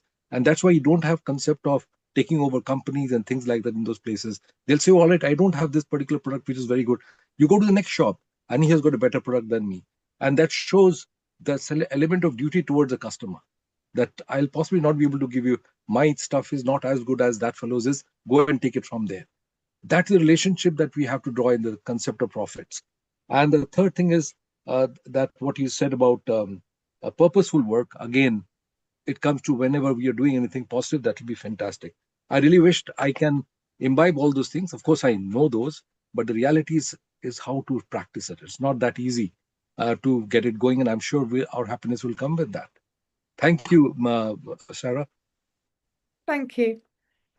Amazing. Yeah, thank you so much for thinking of those things, and always being wise as well and giving further expansion to those thoughts. But yeah, I think you just once we become aware of something, the way I see it is, a lot of people live sort of completely unconsciously, in terms of unconsciously not knowing, right? And that's fine. They just don't know what they don't know. When you start to unconsciously kind of know things, you might not know everything, but you start to then think, I'm kind of more awakened to that now. What can I do to change that? Once you start feeling like that, you then become, after a while, everything you do will become just, you're unconsciously doing it, but it's in flow. So it is hard to put it into place sometimes, but the first step for me is just realizing it, that maybe my work is not in flow with how I really believe. So I need to change that. Maybe the way I'm eating, why do I feel like I do? Because I'm not eating correctly. So they're those little steps that can just really lead to huge, great changes over time. But you just have to take the small steps so that they don't overwhelm you. I have a small example to give, but it's a very pertinent example. When people go to India, they often see a lot of poverty, so-called. But you'll be quite surprised if you go and ask each of those people who you think or we think that they are stuck in poverty. They are remarkably happy sets of people, and they know how to share. So I've got chances to occasionally sit amongst many of these patients, many of these people, and you'll be quite surprised. Despite not having much of food in their own plate, they'll very comfortably give whatever they have to somebody else who has come in a bad shape. And they're remarkably happy lot. And you said, what do you need? Nothing, I'm fine. And they get something other every day. So I often get surprised at what we think to be poverty for them. They're some of these people are the happiest lots. Amazing. Thank you. Yeah, absolutely. I also find this experience of yours, I struck with one of the personal experiences where at the time of COVID, I find where people are with so much of hue and cry and so much of rage and so much of scared about life and death. I see people, children who are so poor, who don't have shoes, who don't have clothes, uh, are still the happiest lot, who were roaming here and there without any mask. And I can see people giving them, oh, wear the mask, and but they hardly are bothered about what it is, because I think for them the optimism in the life was something else, and the joy of living is more important rather than thinking about which virus and which bacteria is going to kill me. And I found that really helped these people, and they are still there. Uh, and there are so many things about life which we think is the priority, but might not be. And so it's really very beautiful to think about this different aspects when it comes to longevity. Thank you so much, Sarah. It's time to move to our next contributor, Julie. Global namaste to you, Julie, and a very warm welcome. Um, because you yourself are into this wellness industry and you have been working with your clients and people, today you're going to talk about beyond the lifespan. And when it comes to understand about um, beyond the lifespan, how can we think about living in a healthy way? What are you going to share with all our viewers in a very interesting form for all of us we eagerly are waiting for? Over to you. Thank you. Thank you very much, and global namaste to everyone. I'm very excited about this topic because it's a passion of mine. I typically work with women who are going through the menopause journey, so anywhere from 40 and beyond. But really what I'm going to talk about today applies to everybody, and it follows on very comfortably from what everyone else has said so far, because we don't just deserve to live long, we deserve to live well and fully and joyfully and vibrantly. Because what does it matter if you live to the age of 95 if 40 of those years you feel heavy, exhausted, you're reliant on chemical medications, you're unwell, you need help, you need someone else to care for you. So I want to talk about health span, not just lifespan, because longevity, in this world, we're talking about living longer, but it doesn't talk about living better. And our medical model in the Western society is an unfortunate reflection of that. So there are places on Earth called blue zones where people often live to 90s and beyond, but they're still active, they're still healthy, they're still mentally sharp. As a matter of fact, one of my neighbors, even though we're not technically a blue zone, one of my neighbors is the epitome of that. But there's a pattern that scientists have found because, of course, we want to know, how did they do this? It isn't magic. They don't have special genetics that guarantee their longevity, but it's all about their lifestyle and their environment. So longevity research shows that only about 20% of how long you live is determined by your genes. The other 80% comes down to your daily habits, your social context, as Sarah was saying, networks and connections with people, and how you treat your body and your mind. And she absolutely agree, mindset is the key. But it's really good news because it means that this isn't out of reach for anybody who's listening and watching this session. It's not reserved for special people who are wealthy or live in an idyllic situation. It's for everybody. But on the flip side of this, in many Western societies, life expectancy gains have actually slowed quite a lot, and in some years even reversed. In the UK, I was checking before coming on, in the last 5 to 8 years, life expectancy at birth has dropped by several months for both men and women. And in the US, unfortunately, life expectancy has fallen by nearly 3 years. That's a very dramatic shift in a short period of time. But that tells us something that we really need to pay attention to. Our modern life, with the chronic elevated stress, inactivity, processed food, disconnection, these are the things that are going to erode your health span, and good genes can't save that.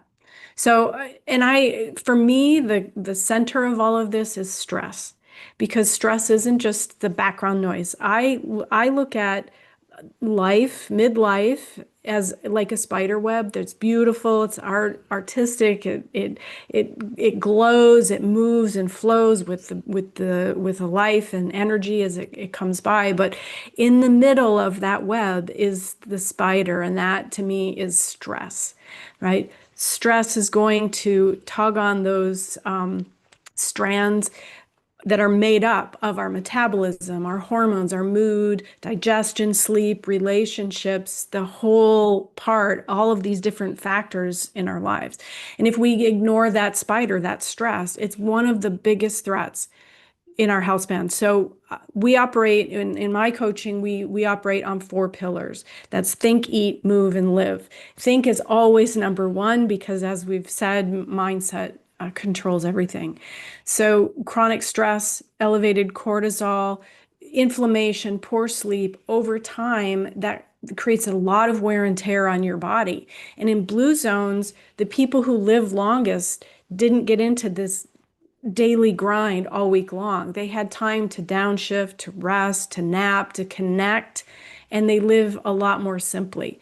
Now, I just want to say, to clarify, not all stress is bad. I mean, eating is stressful because it takes your body energy to digest food. Exercise is stress on your body because your body is breaking down and repairing.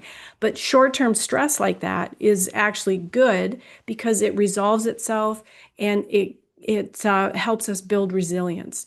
But that chronic unresolved stress, that negative stress that raises those things like cortisol and adrenaline and inflammation, those are the things that create the problem. That's the spider in the web. So as you already heard, I mean, breath work is an amazing reset for our nervous system. Something like that isn't a self-indulgent sort of thing to do. I call these health span hygiene, actually. And there's simple ways to do that when you're having those moments. We have our parasympathetic nervous system, and there's a trigeminal nerve network. If you take your index and middle finger and just rub in front of and behind your ears and along your jaw, and you do that for a couple of minutes, you will get your parasympathetic, your rest and digest nervous system back into the fold. Or if you do the breath work, you breathe in for a count of 4 and exhale for a count of 6. A longer exhale can help activate that parasympathetic nervous system. So there's simple things when your mind starts racing, there's simple things you can do to slow yourself down again. Second pillar is eat. Obviously, what we put into our body is what our cells build from. We need, as we've already talked about, a diet that's good for our body, not one that's prescribed by everyone else. And we have to learn that over time. But in the blue zones, they tend to eat more plants, very good quality proteins, and what Heather was saying about or I can't remember, sorry, whoever was talking about the people, if you do eat meat, like I eat animal products, but the way the animal is raised is critical. You're eating what they eat. You're ingesting the energy, the stress, all of the things that happen if they're raised in a factory sort of environment. So we have to really pay attention to the quality of our foods. When we do that, and we add more plants to our diet because we do need those things, we tend to have lower rates of chronic disease, better metabolic health, reduced inflammation, and those are all really major parts of our longevity and our health span. But our diet doesn't exist, of course, in a vacuum. If we have that chronic stress, it's going to interfere with digestion. Your body will actually shunt blood away from your digestive tract if you're stressed. So we won't digest properly, and that affects hormonal regulation, cravings, blood sugar balance, inflammation. So how we eat becomes even more important when we are feeling more stressed. So paying attention to food, very critical, but paying attention to how we eat and what the food we ate was eating from the soil or from feed is important as well. Pillar 3 is about movement.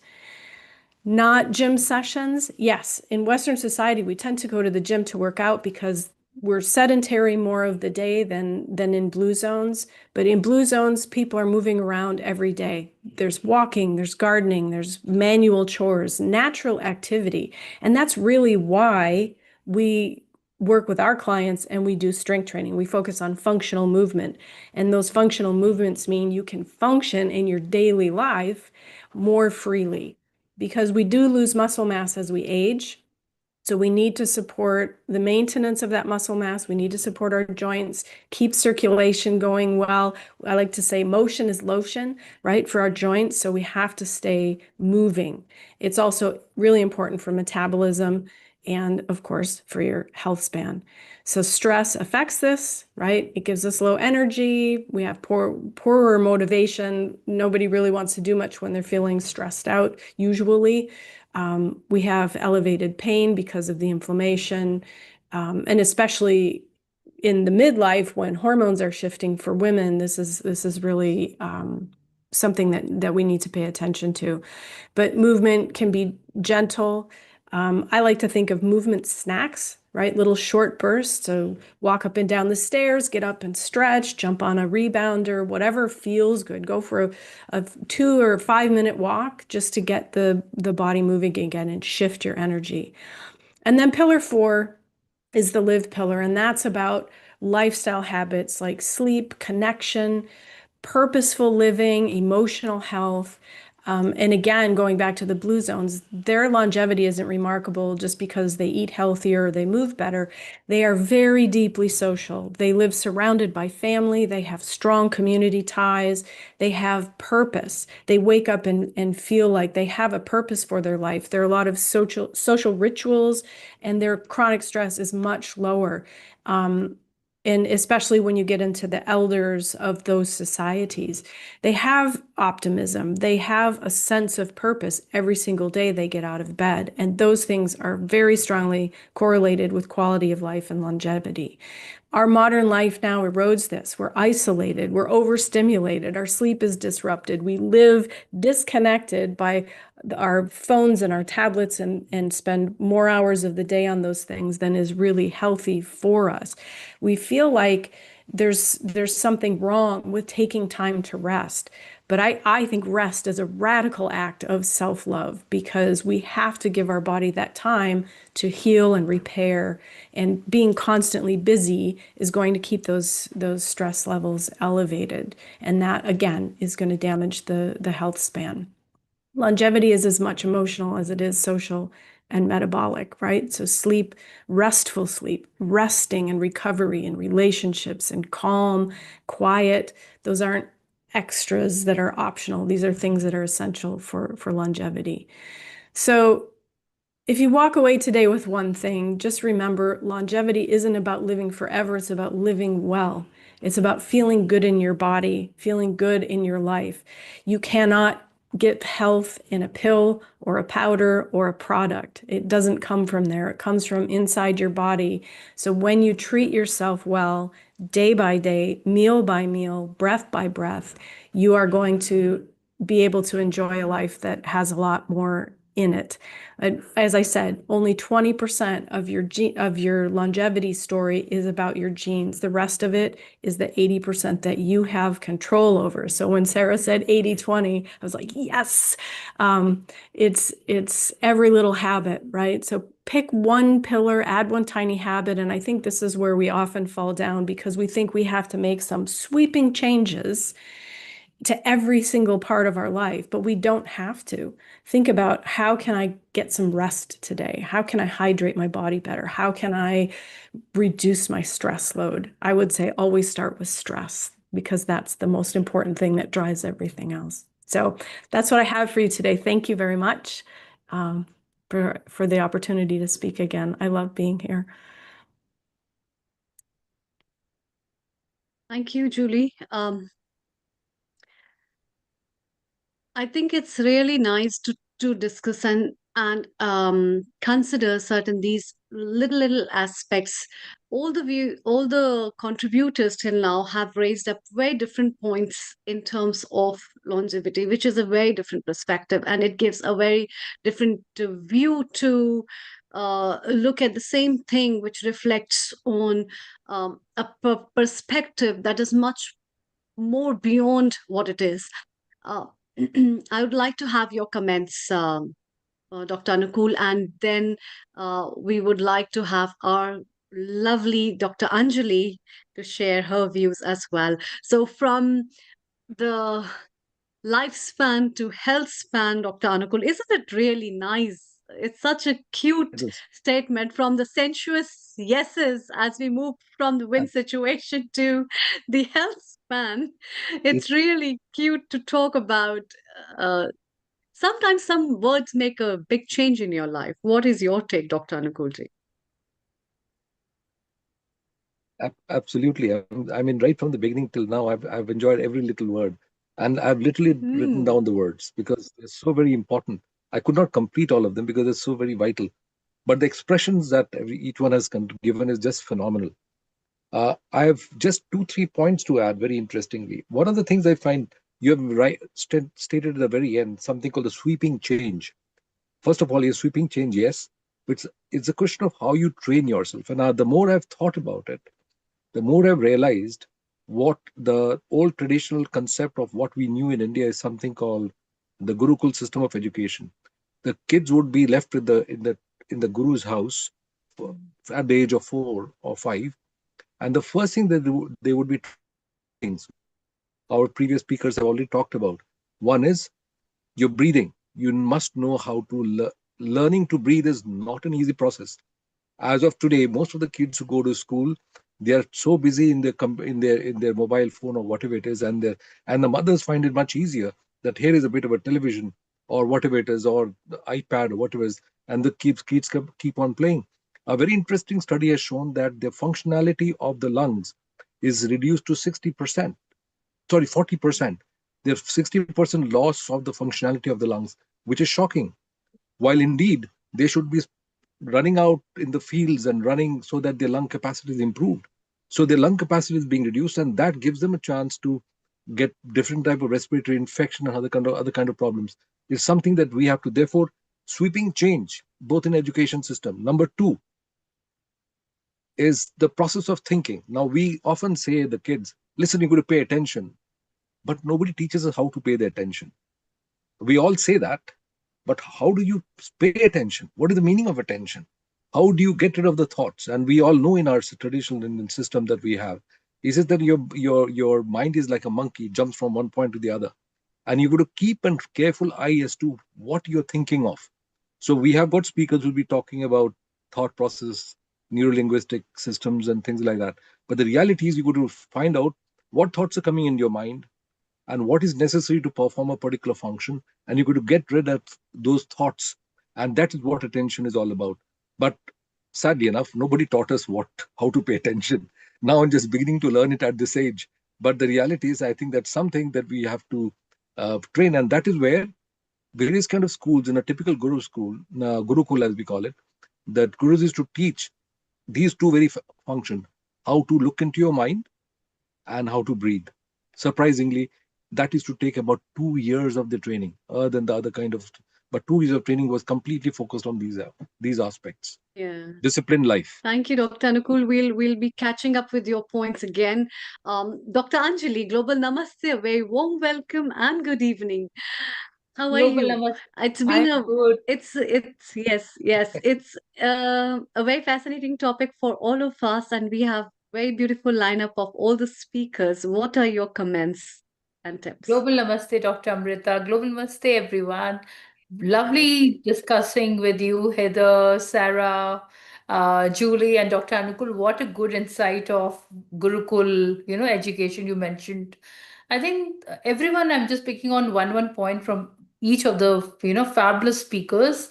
As Sarah said, the art of winning. And winning is when we take care of ourselves. We can't take care of others if we are not taking care of ourselves. That's the first point, so important and valid point.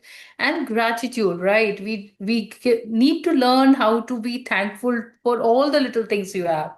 And as Dr. Amrita said, like during the COVID time, the kids who were playing outside, who were in the busties and all, they were so happy. They didn't worry about how the next food is coming, or the mask has to be worn, or worry about the viruses or the bacteria. So sometimes we just have to live life the way life lets us live, not just keep focusing on what's next, what's next. It's not like a scheduled time for, okay, this is my schedule now, this is what I need to do next.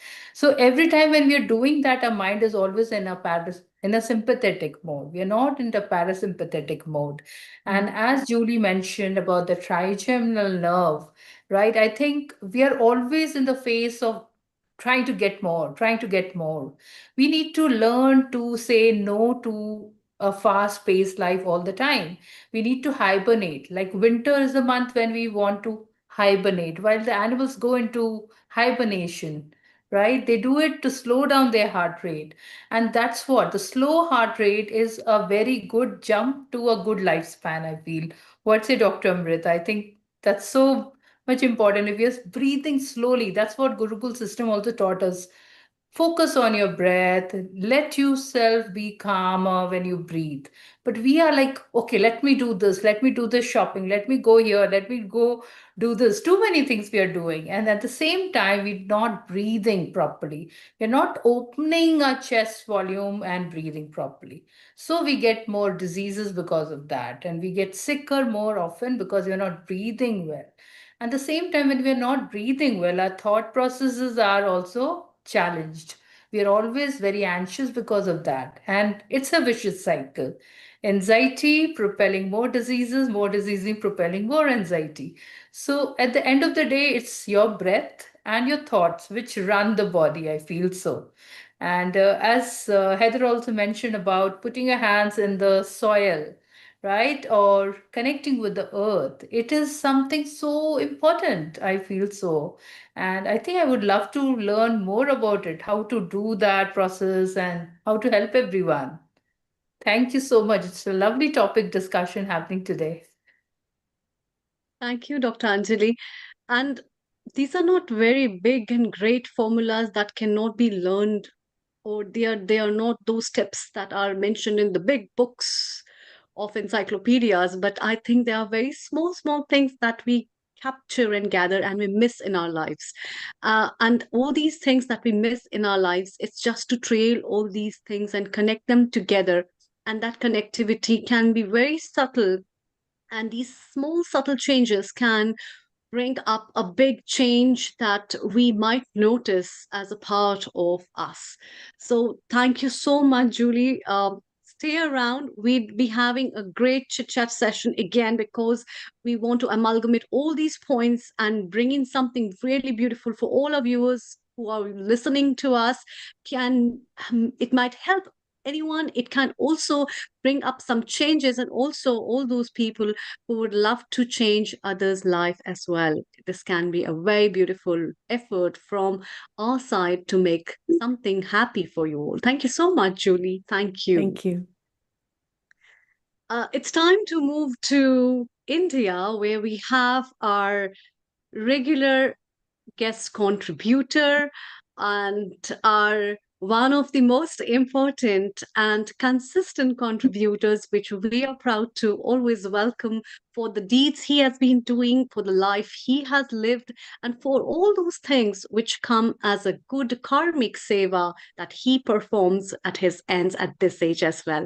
Global Namaste and a very good evening to you, Rotiran Lal Goyalji. Namaste. Global Namaste, Dr. Amrita, and very good evening to you. Good evening. Rotarian Lal Goyalji is a founder and charter president of Rotary Club of Organ Donation International. And today we will be having him with our vibrant topic of longevity tips, practices, and integrated health practices, what benefits it can have. And since Rotarian Lal Goyalji, you are from the field where you work tremendously on organ donation, as well as you have been working through Rotary Club as well, and you are the lead in many of these Indian organizations related with organ donation. It becomes really beneficial for people to understand life expectancy, as our previous contributors have been talking about. It's about not the lifespan, it's about the health span. And no better than you can tell us how important is the health in terms of organ health when people think about losing those organs suddenly, and then it's all the loss. But to think about what is the real gain, it's over to you for an hour, and we're eagerly waiting for all the viewers to to share with us their inputs from different partner channels who are viewing us. So thank you so much. Over to you. Thank you. Thank you very much, Amritaji, for giving me the chance to explain or to talk about today's topic. First of all, I would like to give thanks to the Mr. Neil Kumar, his team of Healing Our Earth for regularly organizing program every Sunday without fail on different topics which are of the for the betterment of the community, betterment of our earth. That is why it's called Healing Our Earth. Now, as today's topic is very interesting and very, very holistic, that is integrated health. Now, because as you mentioned about me, that I am the founder and charter president of Rotary Club of Organ Donation International, and I am talk about organ donation, and you have mentioned how the people are seeing this integrated health. So I have chosen the topic, the transforming organ donation in India. India today faces one of the most severe organ shortages in the world. Every day, thousands wait for kidneys, livers, heart, and other organs, but only a fraction receives them. Our diseased donor rate remains just 0.5 to 0.8 per million people, one of the lowest globally. Meanwhile, countries like Spain and the United States reach over 30 to 40 donors per million. Even the last 2 years back, the Spain has even crossed 50 donors per million. But change is happening. A new approach is emerging based on connection, coordination, and compassion. We call it integrated health. Building a connected system, India began this journey with the Transplantation of Human Organs Act strengthened in 2011. The real transformation started in 2014 with NOTO, the National Organ and Tissue Transplant Organization. For the first time, India built a national network linking NOTO, state level SOTOs, and regional ROTOs. Together, they coordinate organ allocation, maintain registries, train teams, and support hospitals across the country. This integration is replacing fragmentation and giving patients a chance of life. State models that lead the way. Some states show what integrated systems can achieve. Tamil Nadu, for example, created a strong disease donation program with trained coordinators, clear protocols, and public-private collaboration. Telangana's Jeevan Dan initiative built a transparent, centralized allocation system with fast-track organ transport and widespread awareness. Kerala, Karnataka, and Gujarat have also developed effective integrated models that connect hospitals, ICUs, and transplant centers.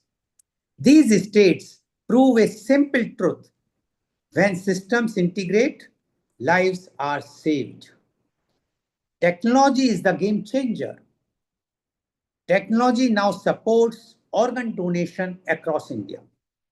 A national transplant registry, online donor pledging, real-time matching algorithms, GPS tracking of organ transport, and telemedicine connects smaller hospitals to major centers. In a country where distance and traffic can cost precious time, technology bridges the gaps. Culture, compassion, and community trust. Organ donation in India is not just medical. It is emotional and cultural. Today, leaders from major religions, Hindu, Muslim, Sikh, Christian, Jain, and Buddhists, have expressed support for organ donation as an act of love and compassion. Through community outreach and trusted local voices, India is slowly but surely building confidence in the donation process and addressing myths about brain death and body integrity. Public plus private is equal to a stronger India. Success in organ donation depends on both public and private hospitals. Donors may come from public hospitals, but transplants often happen in private centers.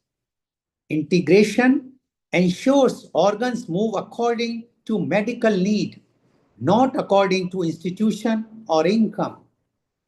Government insurance schemes are also helping families access transplant care without a heavy financial burden. When every second counts, logistics can mean the difference between life and loss. India's integrated system now supports green corridors, dedicated transport vehicles, priority on commercial flights, and even drone trials for remote regions. A heart in Chennai once traveled 15 kilometers in just 11 minutes during peak traffic, a powerful example of coordination and commitment. The road ahead, even with progress, challenges remains limited. ICU facilities, uneven awareness, rural-urban gaps, and the need for more trained teams. But India's direction is clear. By expanding integrated networks to every district and every community, by strengthening training and by deepening public engagement, India can dramatically reduce deaths caused by organ failure. The final message: integrated health is more than a strategy.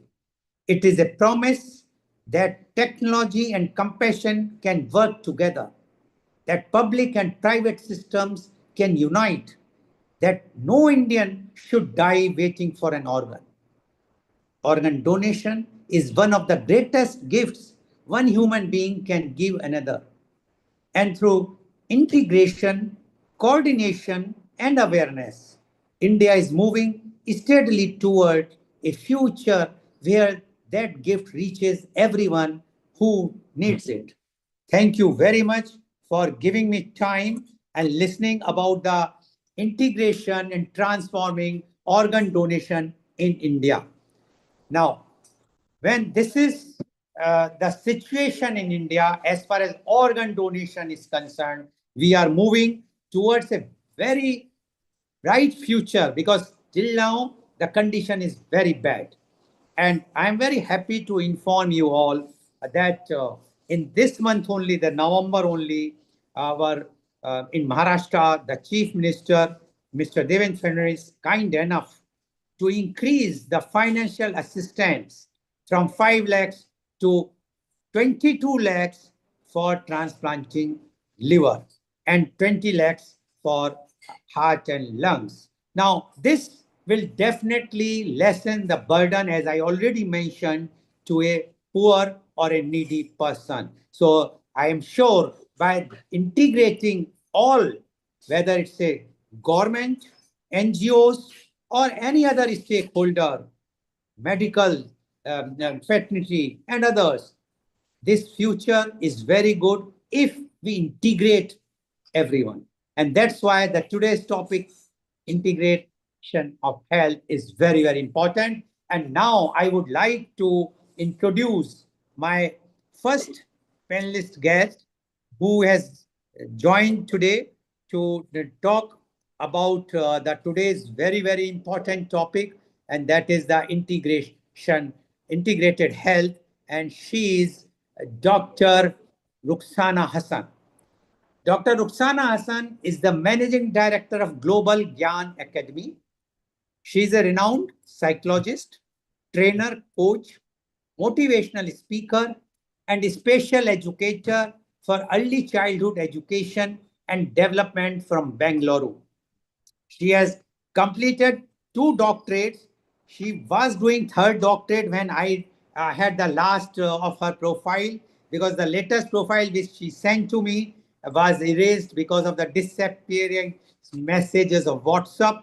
So I cannot say much, but I'm sure she will be able to tell about herself and give more about talk about herself. So welcome, Dr. Ruxana Hassan, today on a very, very special show, Integrated Health. And because this show is being brought to live by Mr. Neil Kumar, the owner, the director, and the main key person of Healing Our Earth, and his entire dedicated team. And this shows goes to entire world by different means and modes of the social media. Now, Dr. Ruxana Hassan, you have done lots of shows with me earlier when we used to do for during the COVID time in media conference with Lal Goyal. And this is, I think, the first time you are appearing on this particular show. Yes. So welcome, Dr. Ruxana Hassan, and now your views on integrated health. Dr. Ruxana Hassan, please. Thank you so much, Lal Goel sir. It is very nice to connect you again. First of all, I would like to congratulate the entire team of this organ donation. And if you are talking about the integrated health, so I have to ask about the age group. If it's the age group, the present age group, like the kind of life we all what we are seeing, the the living condition, the food style, the diet, the hygiene, the spiritual, the physical, the mental, the social, everything, if everything put together, and then we call it as an integrated health, then I think everything is very disturbed from a 10-year-old child to a 20-year-old child. The living condition is different. And again, from 20 years to 30 years, it is different. And when we are giving the child this environment, what do we talk about the integrated health? Who is teaching us about it? Do the parents have time? Does the school have time, or the friends want to discuss about it? None of us are talking about it. So I shouldn't say that who's responsible. I should say I am responsible for it. So instead of always putting, who, why, when, how, instead of that, I should just say that, I am responsible for that. From my end, what is the best thing what I can give for this particular thing? If I have to talk about integrated, I don't have to talk much about integrated health. I would like to talk about, I could give classical examples of today's living, today's child. Just, in today's one of the event, I met few young girls means from 12 to 13 years. I think hardly each one was about 25 to 35 kilos. Young girls, and they were so skinny, and I can just say, I was just telling them, as a joke, if I just blow you, you will fly. So that is the kind of thing. What is the diet? Where is the diet going? And the child says, no, I don't want to eat food. The parent doesn't. No, she doesn't listen. She is this, she is that. They complain about the child, but they don't correct the child. So, if I have to talk about the children, because I'm a child psychologist and I have been doing my research about early childhood detection. So, in the early childhood, when we don't detect, to retain their own organs for them to be alive, that itself they need a support. So we can't talk about that after like all the people who are now from 40 to 50, 50 to 60, we still see that we are so healthy. But when you compare, if I compare my own kids, if I compare my grandchildren, I find, there is lot of health issues. So when we are talking about the integrated health, it begins from the house, and then it has to be carried from in the school.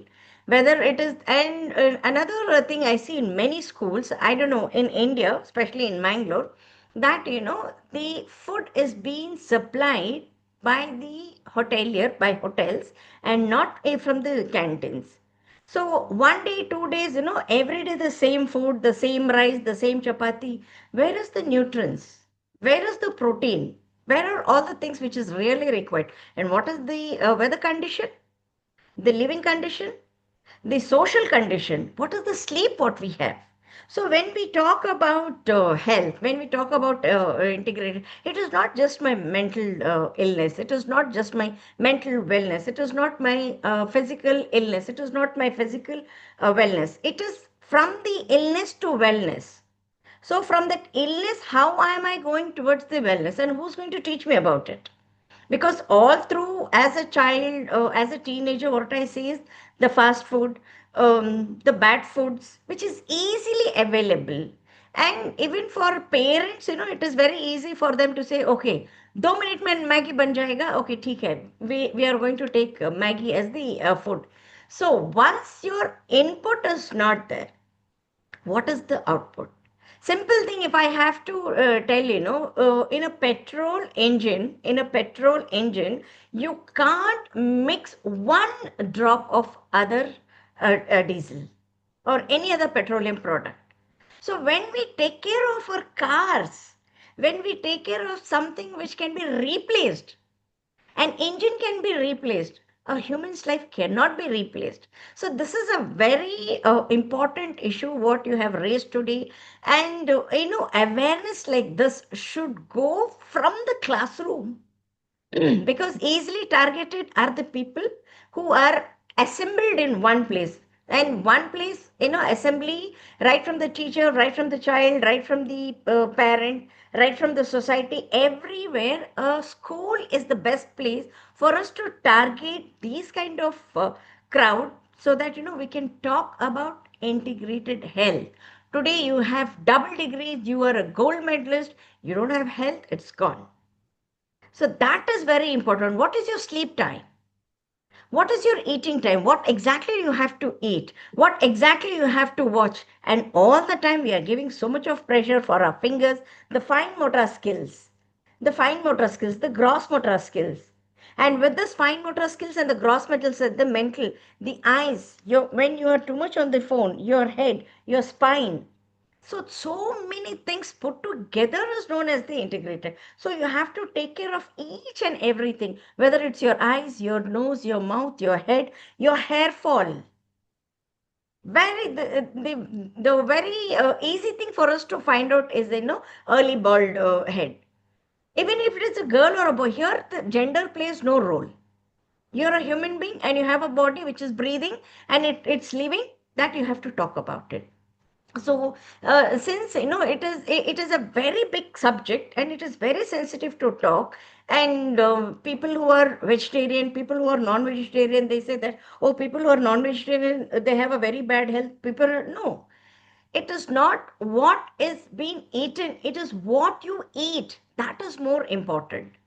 So there is a lot what we can talk about it. Just to conclude, I would only like to say is, the only thing what we have to understand when it is integrated health, it refers to the approach of the entire healthcare that combines about PMS2, that is physical, mental, social, spiritual. Spiritual also is a very important thing for you to have in the best of your health condition, your mental condition, your physical condition. So that is PMS2. So just keeping this in our mind, we all also say that my physical, my mental, my social, and my spiritual. This is the holistic approach what you should have towards an integrated health, towards an healthy living. Thank you, sir. Thank you very much, Dr. Ruxana, for giving such a holistic views for the integrated health. As you rightly said, you mentioned that the youngsters, the young boys and girls, and they are not taking care of health. I think the fault lies with the parents. I can tell you like in our time, our parents used to get all the work done of household to the children, whether you have 10 staff working or helps available Yes, at your yes. house. But today, when we grew up and then we decided, this is the fault of our generation, we decided that we should not allow our children to do any work what we have done earlier. So now the children have changed, their mindset has changed. And the further, same thing has happened then when our grandchildren were born, that the present generation says, just make it sure that the grandchildren will not at all work. And that is Yes. the main problem, the biggest problem which the society and the community is facing today. Because when we were working at that time, we were knowing what we have to eat. Everything was directed. Although people say it was quite rude at earlier time, but I don't think that it was so rude. When we became the parents, we decided no, we should change the things what our parents have done. And because of that change, our children suffered because we have they thought that what they are doing is good, but they have stopped working. Even a girl which was supposed to do household work earlier at our time has stopped. Our generation say no, don't work, don't enter in the kitchen. You are like our princess, you should not work in the kitchen. And Yes. today the situation is when the same girl married, her kitchen is because she doesn't know how to cook, and the boys are also not know how to cook. They are depending on the supplies given by in India the Swiggy or the Zomato, and other countries also the other things, and like you rightly said about the Maggie, etc. So thank you very much for giving this. I'm sure our viewers who are watching across the world can understand the parenting also plays a very, very important role when Major we role. talk about integrated health or health of the children or the society. Because if a healthy family is there, if a healthy person, healthy family, it will make healthy community, society, and the nation. Thank you very much, Dr. Ruxana Hassan. Thank you, sir. Thank you for Please hosting. stay. If we will have further questions, we will definitely ask to you. Thank you very much. Now I would like to invite my next panelist guest, and he is Jain Ratna Rotarian Deepan R. Shah. Uh, Jain Ratna Rotarian Deepan R. Shah is a renowned pharmacist, microbiologist, and tissue recovery specialist in New Jersey, USA. He is the tissue donation chair of the Rotary Club of Organ Donation International, and today only he has been elected unopposed as the treasurer of Rotary Club of Organ Donation International for the Rotary year 26-27, which is going to start from 1st July 26 and will end, his term will end in 30th of June 27. Welcome, Jain Ratna Rotarian Deepana Shah on our show. Although you know about this show, you have very often you have appeared and you have given your views on different topics. But we would like to know your views today on a particular topic, that is integrated health, transforming healthcare. Now, being in USA and being in India, and I know that your heart beats for India. And I would like to tell all our viewers, I'm so thankful to him that rather his grandfather has set up a very, very beautiful school, a huge school in a place called Syama in district Anand, Gujarat. And where he visits every year, donate the money and see to it that that school runs very, very professionally, ethically, and very nicely. I was there on this 24th of November, and I spoke about the organ donation awareness there. And I found that the children are quite bright. They ask the questions and they are very happy to see the persons who are creating awareness. So thank you very much once again from my heart that you are doing so much good for the community and especially for India. Although you are totally now an American and you are working for so long, but so welcome, and please give your thoughts about integrated health. Rotarian Deepan Shah, please. Wonderful. Thank you very much, everyone. First of all, I would like to start with the groundwork of all happiness is health. The modern science-based evidence, what I see, experience, and in my practice in America, integrative health is a comprehensive healthcare approach that treats the whole person by combining conventional medicine with other evidence-based therapeutic and lifestyle approach, such as nutrition, exercise, meditation, yoga, acupuncture. It emphasizes the patient-practitioner relationship and aim to restore and optimize the health and well-being by considering physical, mental, emotional, genetically, social, and spiritual factors When I say genetically means we have to look into the our gene. Gene has a main component. Nucleus has a DNA, RNA, mRNA, T cells, H cells, mitochondria, cell wall. Right? Then it goes upward. Then tissue, then organ, your soul, your body, head to toe. So unlike alternative medicine, which replaces conventional care, integrative health uses these other therapies alongside standard medical treatment. Key principle of integrative health, whole person care, treat the individual overall well-being, not just their symptoms. Evidence-based utilize a combination of conventional and complementary therapies that are supported by medical research. Patient-centered, empower patient to take an active role in their health and healing. Therapeutic relationship recognize the importance of connection between patient and practitioner. Combined approaches integrates various therapies such as mind-body practice, example meditation, yoga, tai chi, guided imaginary, nutritional and lifestyle changes, dietary supplements, culinary medicine, and fitness program. Manual and physical therapies like acupuncture, massage, physical therapy, and exercise. Supportive therapies, health coaching, counseling therapy, and music therapy. Communication, coordination, and collaboration. These three C's are the critical component of the whole person care management. As they help ensure the members receive comprehensive and integrated care that address all of their needs.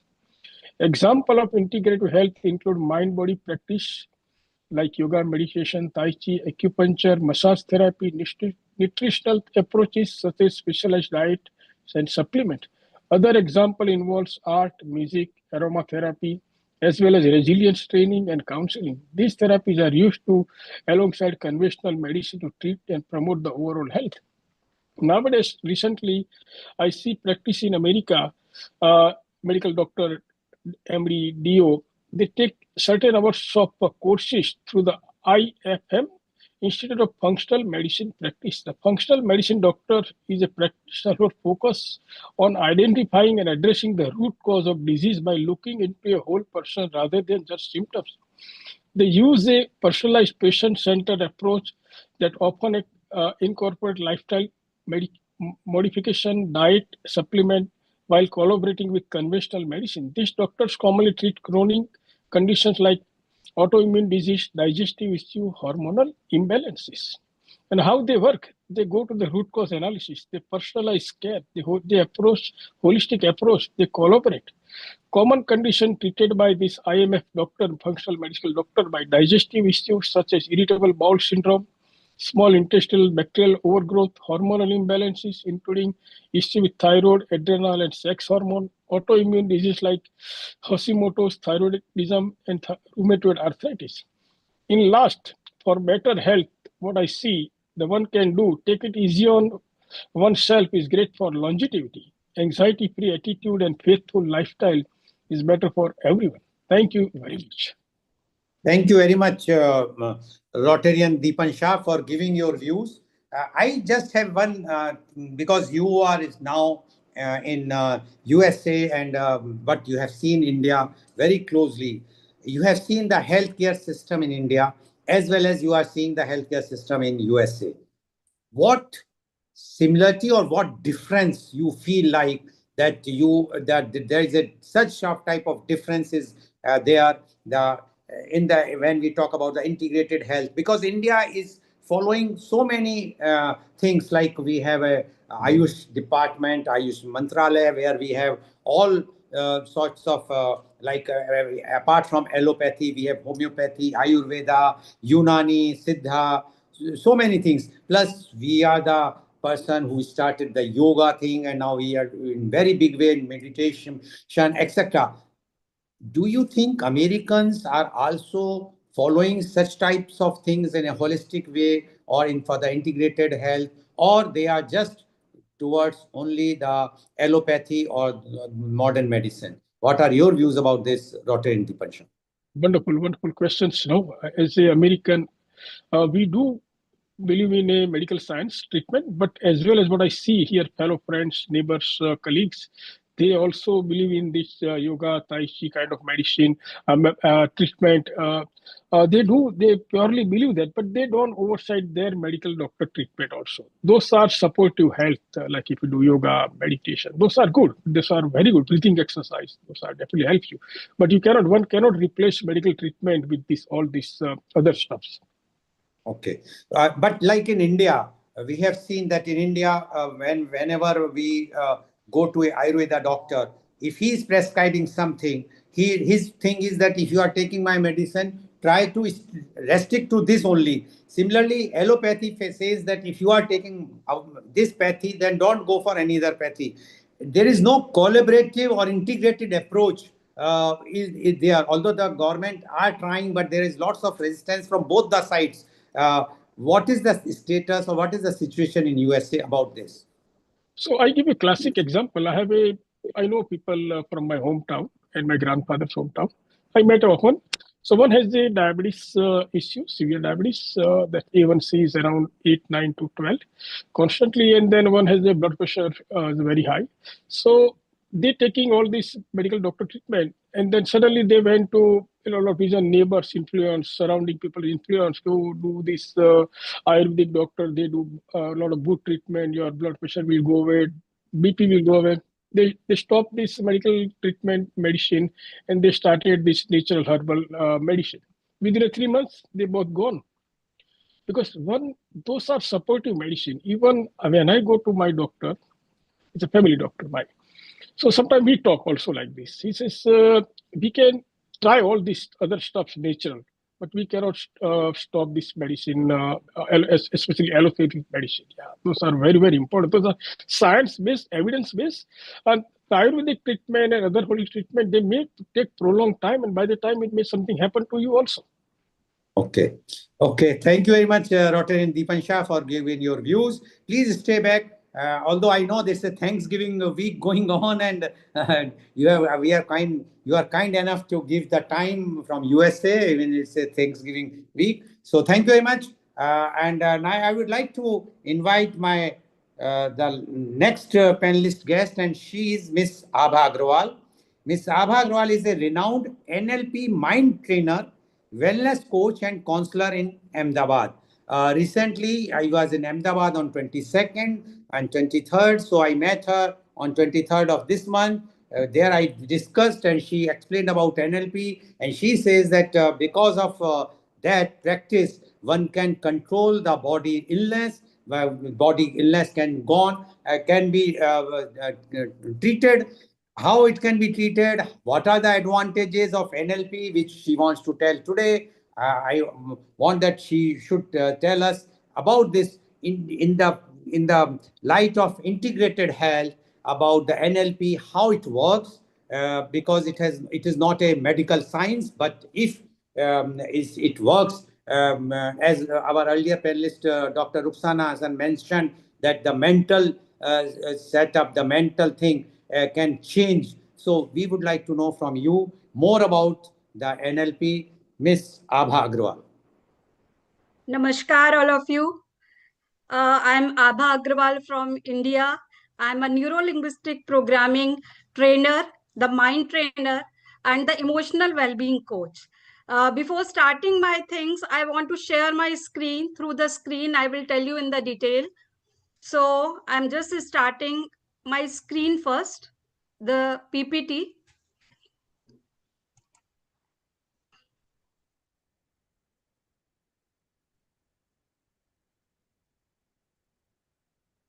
I think all of you are able to see my screen. Yes, please go ahead.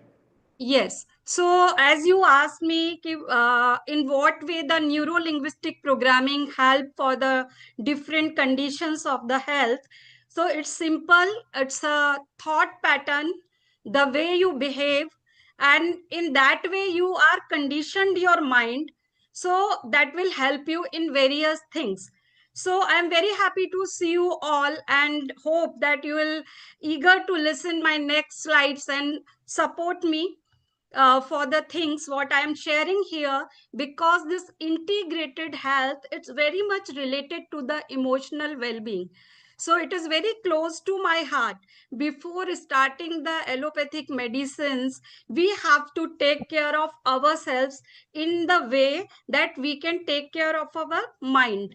As I'm telling you, integrated health, the World Health Organization already has given that health is a state of complete physical, mental, and social well-being, not merely the absence of disease and infirmity.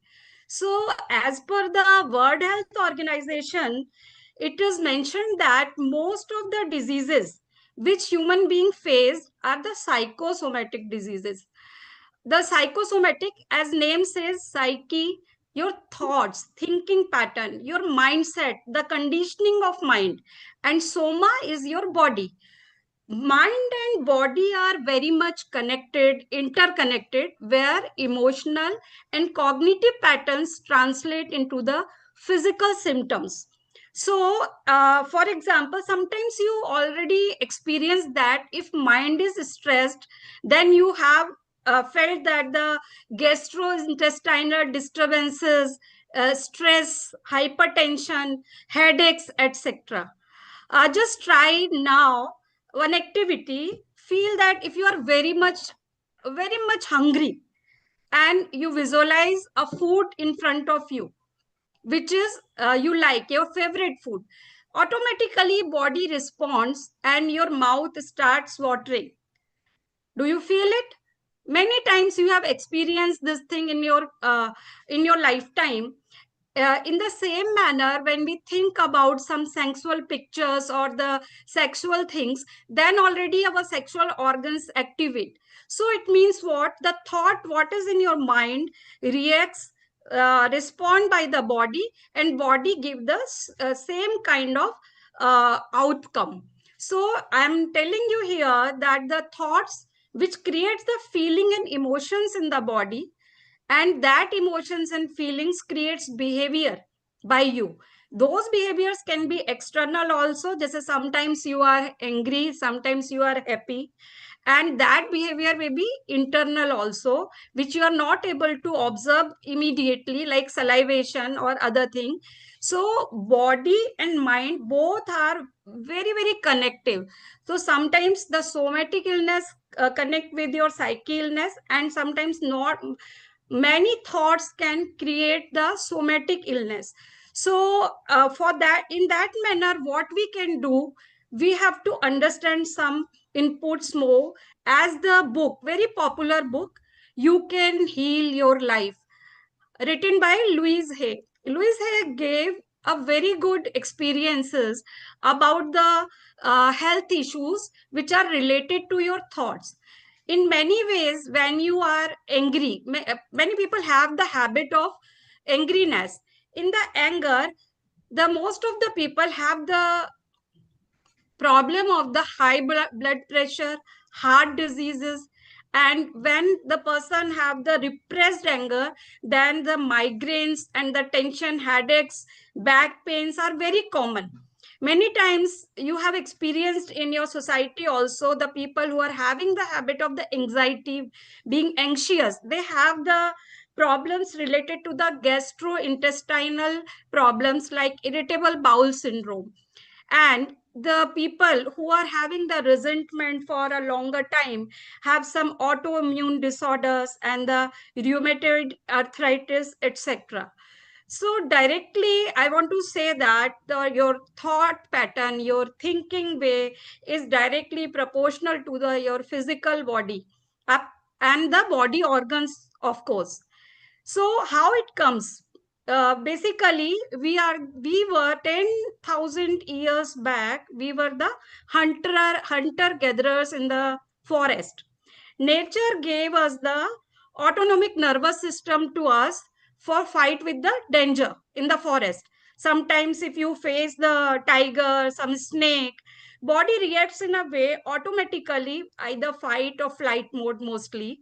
When you are in the fight or flight mode, that time your nervous system releases few chemicals in the body which can say the stress hormones. The stress hormones means during the fight, If you want to fight the danger or you have to fly from there, that is a situation of do or die. So in that case, body needs more heart rate, more blood pressure, more sugar in the blood. So adrenaline secretes in the body when brain gives the message of the danger, and the blood pressure, the sugar, the heart rate will increase. And sometimes if the person is in a fear, the cortisol released in the body, which gives the whole energy to the brain muscles only and cut the energy from the other body parts. The conclusion of this thing is like, whatever you think, that affects on your body. But these days you don't have that kind of danger. You don't have to face the tiger or a snake, or you don't want to hunt. You don't have to hunt every day for the family. Now the danger is different. Now the dangers are the different life factors. Sometimes your boss trigger you as a danger. Sometimes your so-called friends trigger you as a danger. Sometimes your partners or the spouse can be a danger. So you can't away from that. So conclusively, the many studies reveal that the physical disorders associated with your mental stress, which are due to the hyperactivity of the nerve impulses, your hormones, which send from the brain to the other parts of body, which can cause the secretion of adrenaline, sometimes cortisol into the blood and leading an anxious state. So at present, what is the solution? Why we are suffering with these things? Because we have the fear, the flight and fight mode in the brain only. Our own brain is suffering us, and our body cells becoming damaged, because every cell has its own intelligence. Whatever the thinking, whatever the message the brain or the mind gives to the body, I have to use here the term mind better, because mind is the thing which gives the direct messages to the body, and body reacts and that way. Now the thing is, we want to shift ourselves from illness to wellness, or we have to be well ever time. So what we have to practice, we have to choose our emotions consciously. As an emotional well-being coach and the counselor, I have seen in last many years that most of the things are related to our emotions and the thoughts. If you, most of the people who are suffering from many physical issues, when we go in the background, they are suffering from many emotional negative thoughts also. So the thing is, what we can do, the action can be that we can switch our negative thoughts to the positive thoughts. As a regret, hate, fear, anger, shame, guilt, sadness, you can convert it, switch into the love, joy, and the happy state, hope, empathy, pride. You can ask one thing, is it possible that we can switch our negative thoughts to positive thoughts? Definitely, by practicing the right feelings and emotions, by awareness of our thoughts, we can definitely improve our emotional intelligence. We have to be empathetic, self-regulated, self-aware. We can improve our social skills, as Dr. Ruxana also said. So we can convert our negative thoughts into the positive and transform our life or our body. So how to, what are the small activities, as already we have discussed, that keep your mind cool and calm and be mindful. Don't be in hurry always. Give some time to yourself to do small practices, that your parasympathetic system become the higher, at the higher part than the sympathetic nervous system. As be aware about your thoughts. If you're feeling angry, then be aware and just calm down for a minute, for a moment. Have a deep breath. Focus on your breathing pattern. If we do daily breathing exercises, it will make a good difference in your body parts also. and you can replace the reactions from respond. Whatever the situation you are facing, what kind of person which you are not liking but you are facing, you have to observe the trigger and be calm first, and then think and then respond. Don't react immediately. Having that practices, most very important practice is the meditation also, that you can observe your thoughts and sit calmly and connect with yourself, align your mind with the body and the nature. So it gives a very good effect on your body. The visualization for the higher goals, few positive affirmations, sports activities, yoga activities, all these small practices when will be the part of our daily routine, definitely we can win over our negative thoughts.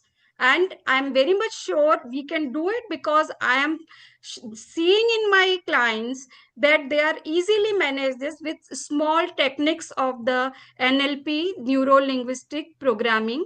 I want to give one good example here, the miracle of mind by the placebo effect. Many of you have heard about it.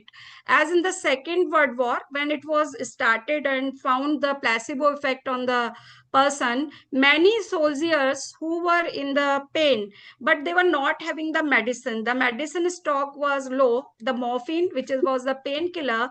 The doctor provided them the sugar pills and the saline water only in place of the actual drug.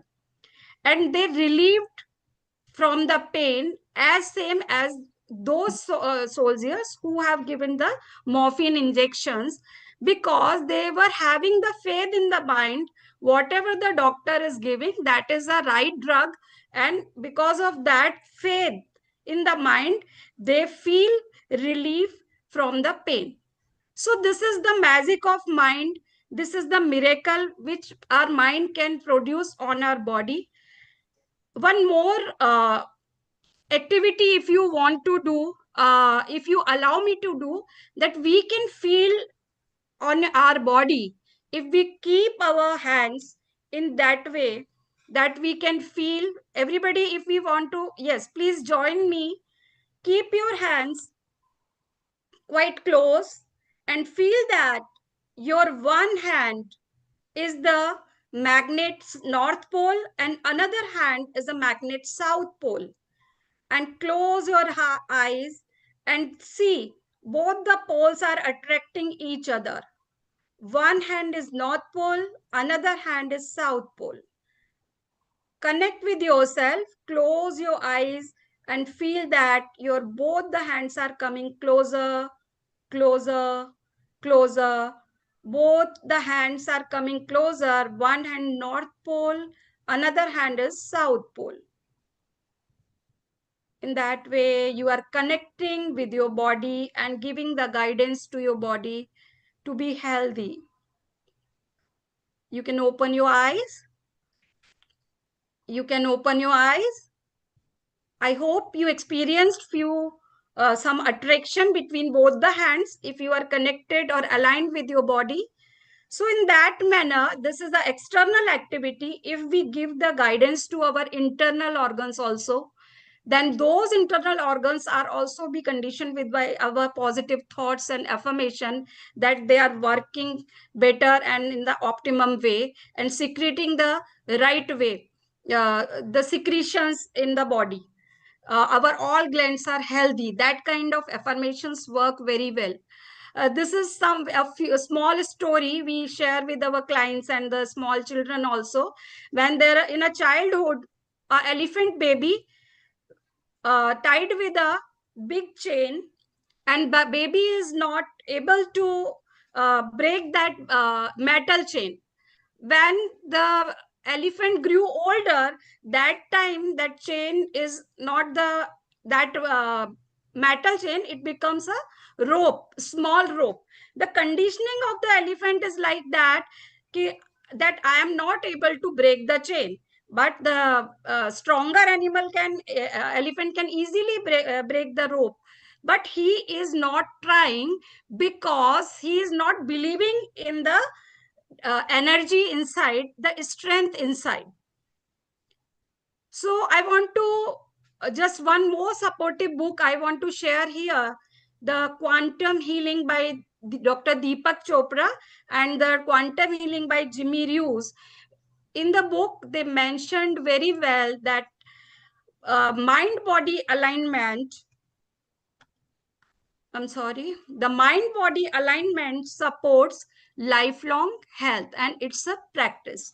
So when you go through these books, that at the cellular level, our body listen to us when we give continuously the good thoughts to the body, as in the field, when we go on the same path every day, the tracks, you can see the tracks in the fields. In the similar manner, when we think positive, when we work on our emotions, when we aware about our emotions, then definitely we will find that our body is following that, and at the cellular level it will work in a healthy manner, our organs become healthy.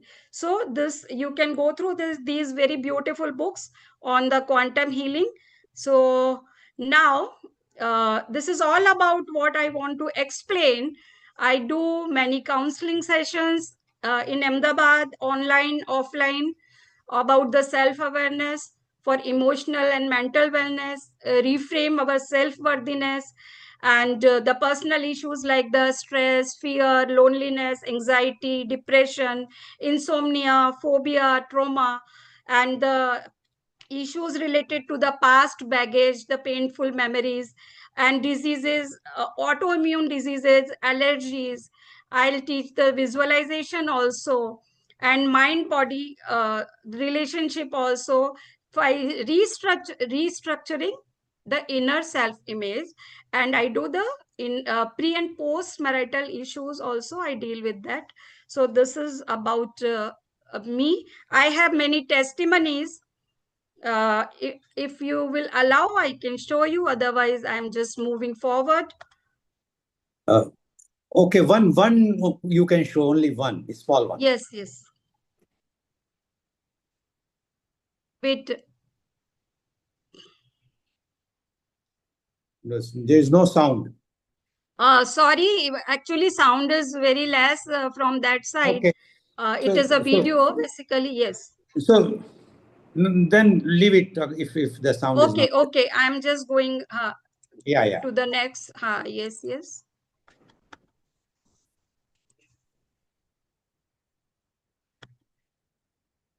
These are the training programs in Ahmedabad. And I'm just closing this. Okay. Thank you so much for listening me very patiently. Okay, thank you very much, Ms. Abha Agrawal, for giving the clear concept about NLP. Now, my question to you is, if you can come on the screen, if you just stop your sharing this so we can talk. Yes, yes. Please stop the sharing. My question to you is, you have mentioned that the positive thing can change even the situation of the organs and whatnot, and even about you have mentioned about snake, etc. So there are two things. First thing is, do you think that practically when a doctor discloses to the patient that you are in a fourth stage of cancer, or your heart is now going to be replaced because your heart is stopped functioning normally, it will last for another 3 months? Now, at that time, do you think that by positive thinking, we can prolong our things, that heart can prolong for 3 years or 30 years further, or it is just a mental thing which we can only be satisfied by talking, or some small problems, as you said about the No. Yes, it's a yes. very good practice. I have seen in my consultations that when people coming with some critical problems, they are taking the medicines already. They are facing the situations which are uh, definitely difficult for them. But with the mind training, it becomes very easier to accept their body first, whatever the situation. When they accept, then they are not in the grief and the guilt and the pain, and they take the medicines, whatever the medicines prescribed by the doctor, they are taking that. And those medicines are more helpful with the mind training, because body is also doing their own work. Our body always wants to be stay in the homeostasis, means in a healthy state. Medicine is also giving its input, and the thoughts are also giving its input. The person become very positive, because the as Ruxana ma'am also said that the spiritual aspect is very important with that. In our consultation programs, we add the that spiritual aspect also. The person can accept the nature, and then accept the body, and then try to heal it. So definitely it gave a very good result on the medicine. With the medicine, it's a integrated, exactly the word integrated applies here. So you mean to say that it's a integrated, or it complements to the cure, or the diagnosis. After the diagnosis, whatsoever the medicines be given to the patient, it Yes. can integrate or it can complement, so that the patient recovery will be fast. But it is not a cure itself. One cannot cure the if there. Prevention, always prevention is better than cure. So I am mostly aware, do the awareness program with the youth, that they can understand their mind, the mental patterns which nobody is teaching in the home as well as in the school. So those mental patterns, if the youth is understanding, they will not reach to the situation of that some damage in the body. Okay. Okay. So thank you very much. This is, I think, Amrita, are you there? If you are, please come on this thing, so then we can, if you have any questions to ask to Ms. Abha or to any other of our panelists, you can ask. Yes, I think Dr. Anukul wants to ask a question to you. Yes, please. I have two very specific questions for one Dr. Yes, sir. Ruxana and Dr. Aba Agarwal as well. The important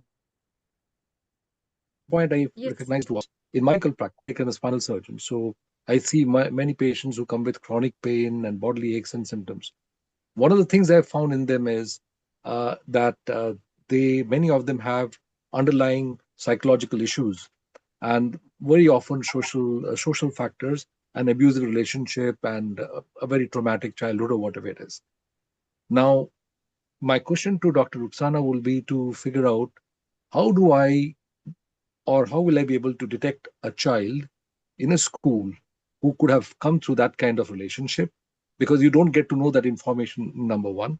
And number two, for Abha Agrawalji, is to ask, how do you manage this particular patient at a given stage when they have got all these chronic symptoms of fatigue, chronic pain, and altered pain mechanisms, which I handle all the time? So, how do we handle these two aspects? Thank you for the question, Doctor. Yeah. And it's a very, very big question. And I think all of us has to, re-listen to the question and please listen to the answer. Okay, the very first stages, especially related to my cases, when they are into an abusive family, or they are into a separated family, or they are into a divorce happening family, some kind of court case, all these cases will definitely reflect on the child's upbringing. Okay, the child is very silent, the child is too talkative, the child is very, a kind of unknown fear on the child.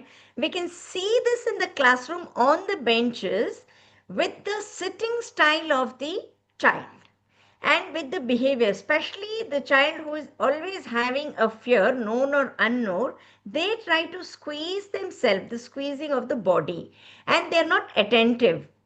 Okay, the same question I have to repeat two times, or I have to call that particular child's name, Ruxana. Only then, I get a command and then I'll start listening to that. So it is very easy for an counselor or a trained teacher to understand what exactly the child is going. See, addiction is the last stage of the child.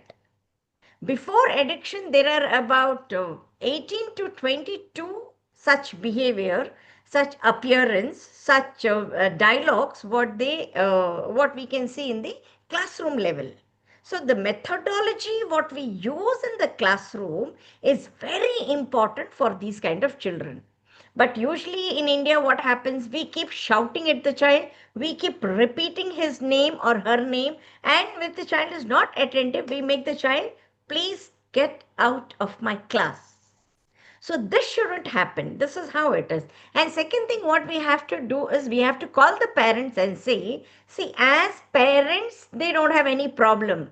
As a husband and a wife, they have a problem. So we call the parent and say, you please keep this husband and wife aside and keep the parent, the unit. Parent is not one, parent is a unit. Keep this unit intact so that you will have a good child.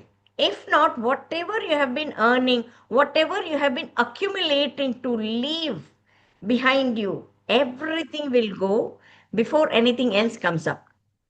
So that is very important. Yes, doctor, actually, as you asked that when the person is a pain and there's some trauma, then first we have to sit with the person for a few minutes and we will try to accept, inculcate the acceptance and the change its perception first. So we have to take some time, 3, 4, 5 sessions to make the match Yes. the level of the patient, and just the person, if have the faith in ourselves, definitely we start healing from the childhood to that stage. We tell the patient to the causes of those things, because everything is, as you said, that everything is coming from its past, either from the childhood or some trauma, some grief, some guilt, some unworthiness, some abuses. So many things are accumulated, then the person become has that kind of uh, difficult diseases. So we sit with the person, and gradually we are able to achieve at that level, the person can perceive the things in a different manner and get relief from the pain.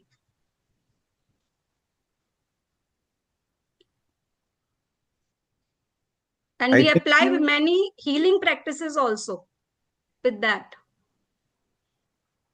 yes, Dr. Amrita. Yeah, thank you so much, Abhaji and Dr. Ruxana. It's again I think there are a lot of things in terms of understanding of the healing, as well as the integration of different healing techniques that are there for an individual in different stages of our lives. And as we have our previous contributors who have been talking about different aspects in terms of healing at different stages of of their lives, in terms of understanding the totality of how life is. There has been also a very good connection of different therapies worldwide, which talks about the energies that we all radiate in different ways. We will be now moving to India with Professor E. Sharma, and I'll be really happy and glad to have him to know about the Ayurveda perspective, where healing also comes from one end in terms of sattva avjay chikitsa that people talk about, which you have been talking about, how to be optimistic, how to increase the sattva, how to increase the purity. And the purity of your thoughts can lead you to give you a good willpower and an understanding, as well as many other aspects of understanding from the Indian traditional medicine point of view. We welcome Professor E. Sharma. If you are there and you can hear us, global namaste to you. Professor E. Sharma is an academician as well as a renowned clinician. He has been a former registrar of the university in Ayurveda and a former he has been on the a former Ayurveda chair at Mauritius, and presently he is running his own practice. Very warm welcome to you, Professor E. Sharma from India. And we are really happy to have you to understand about the longevity tips and practices from Ayurveda point of view. Yeah, great. Before your talk begins, I'd like you to have a small comments for Abha and Dr. Ruxana. Thank you. Maybe Dr. Amrita, I have got something very special to offer today. Sure. I'll be speaking in Hindi for like a minute. I have got with me Yes, sure. Acharya Manish, and he will say hello to you. And then we'll be continuing for a Okay. short while. We are at an airport.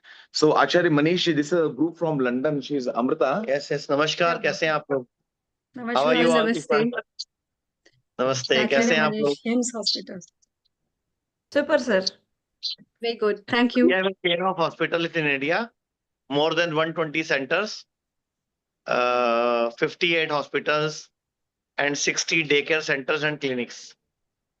We are the largest Ayurvedic hospital chains in India, and we have more than 70% patient of cancer, which is come mostly at last stage. And it's a God gift. Dr. Ish knows most of the patient recovered. I will share you some videos and some testimonies and some research papers. You are also doing very good. So I believe Thank you very many much. of you could be recalling Acharya Manish. Amrita, do you think so? He is such an immensely popular Yeah, I think I personality have. in- Right, sir. So Acharya Manish, he is actually having a huge chain of 120 hospitals and like 700 Ayurveda doctors. And the best part is he's catering to the most difficult group of patients like cancers and kidney failure, liver failure with pure Ayurveda. And the biggest medicine he's using, it's a top secret. Don't tell to anyone. That's food. So he strongly believes in aharam param aushdam. So he discourages every patient to take medicines, not at all allopathy, and not even to take his medicines, whatever he is preparing. So he would say, heal yourself with food only.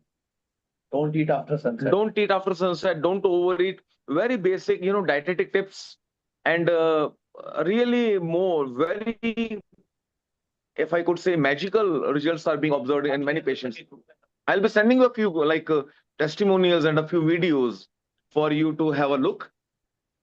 So Sure, sir. group बना के India आ जाओ. yeah, and Acharya Manish is inviting you all to one of his centers, and this will be complimentary. No one will pay any any charges for this stay. It is an invitation from Acharya Manish, and you can come to Meerut, 40 kilometers from Delhi, or you can come to Navi Mumbai or Chandigarh. Meerut would be the best. That is what we strongly pitch. So Amrita, you can please extend this invitation to one and all, and let's Yes. have a healing or a Yes. get together at Surely. Acharya Manish being the host. Yes. Amrita, can I ask? Sure. Rotarian Lal Golji. Yes. Over I to you just wanted first. to Yes, ask please. आचार्य जी, आचार्य जी जो kidney failure और liver failure की आप बात कर रहे थे, या क्योंकि मैं ऑर्गन डोनेशन से संबंधित हूं और मैंने देखा है कि जो लोग लास्ट स्टेज पे होते हैं उनका कोई इलाज नहीं हो पाता, आप कह रहे हैं खाने से हो सकता है, क्या ऐसे कोई आप पे साइंटिफिकली या प्रूफ्स हैं इस तरह के? क्योंकि बहुत पेशेंट्स हमारे पास 2 ऑब्जर्वेशन स्टडी हैं 100 पेशेंट की, मैं आपको शेयर कर देता हूं. और आप इंडिया के बारे में कुछ जानते हैं? मैं तो इंडिया में ही रहता हूं और मैं तो इंडिया में आप जानते होंगे भारतीय कॉमेडियन को जानते हैं आप, जो कपिल शर्मा के शो में आती है कॉमेडियन. जी.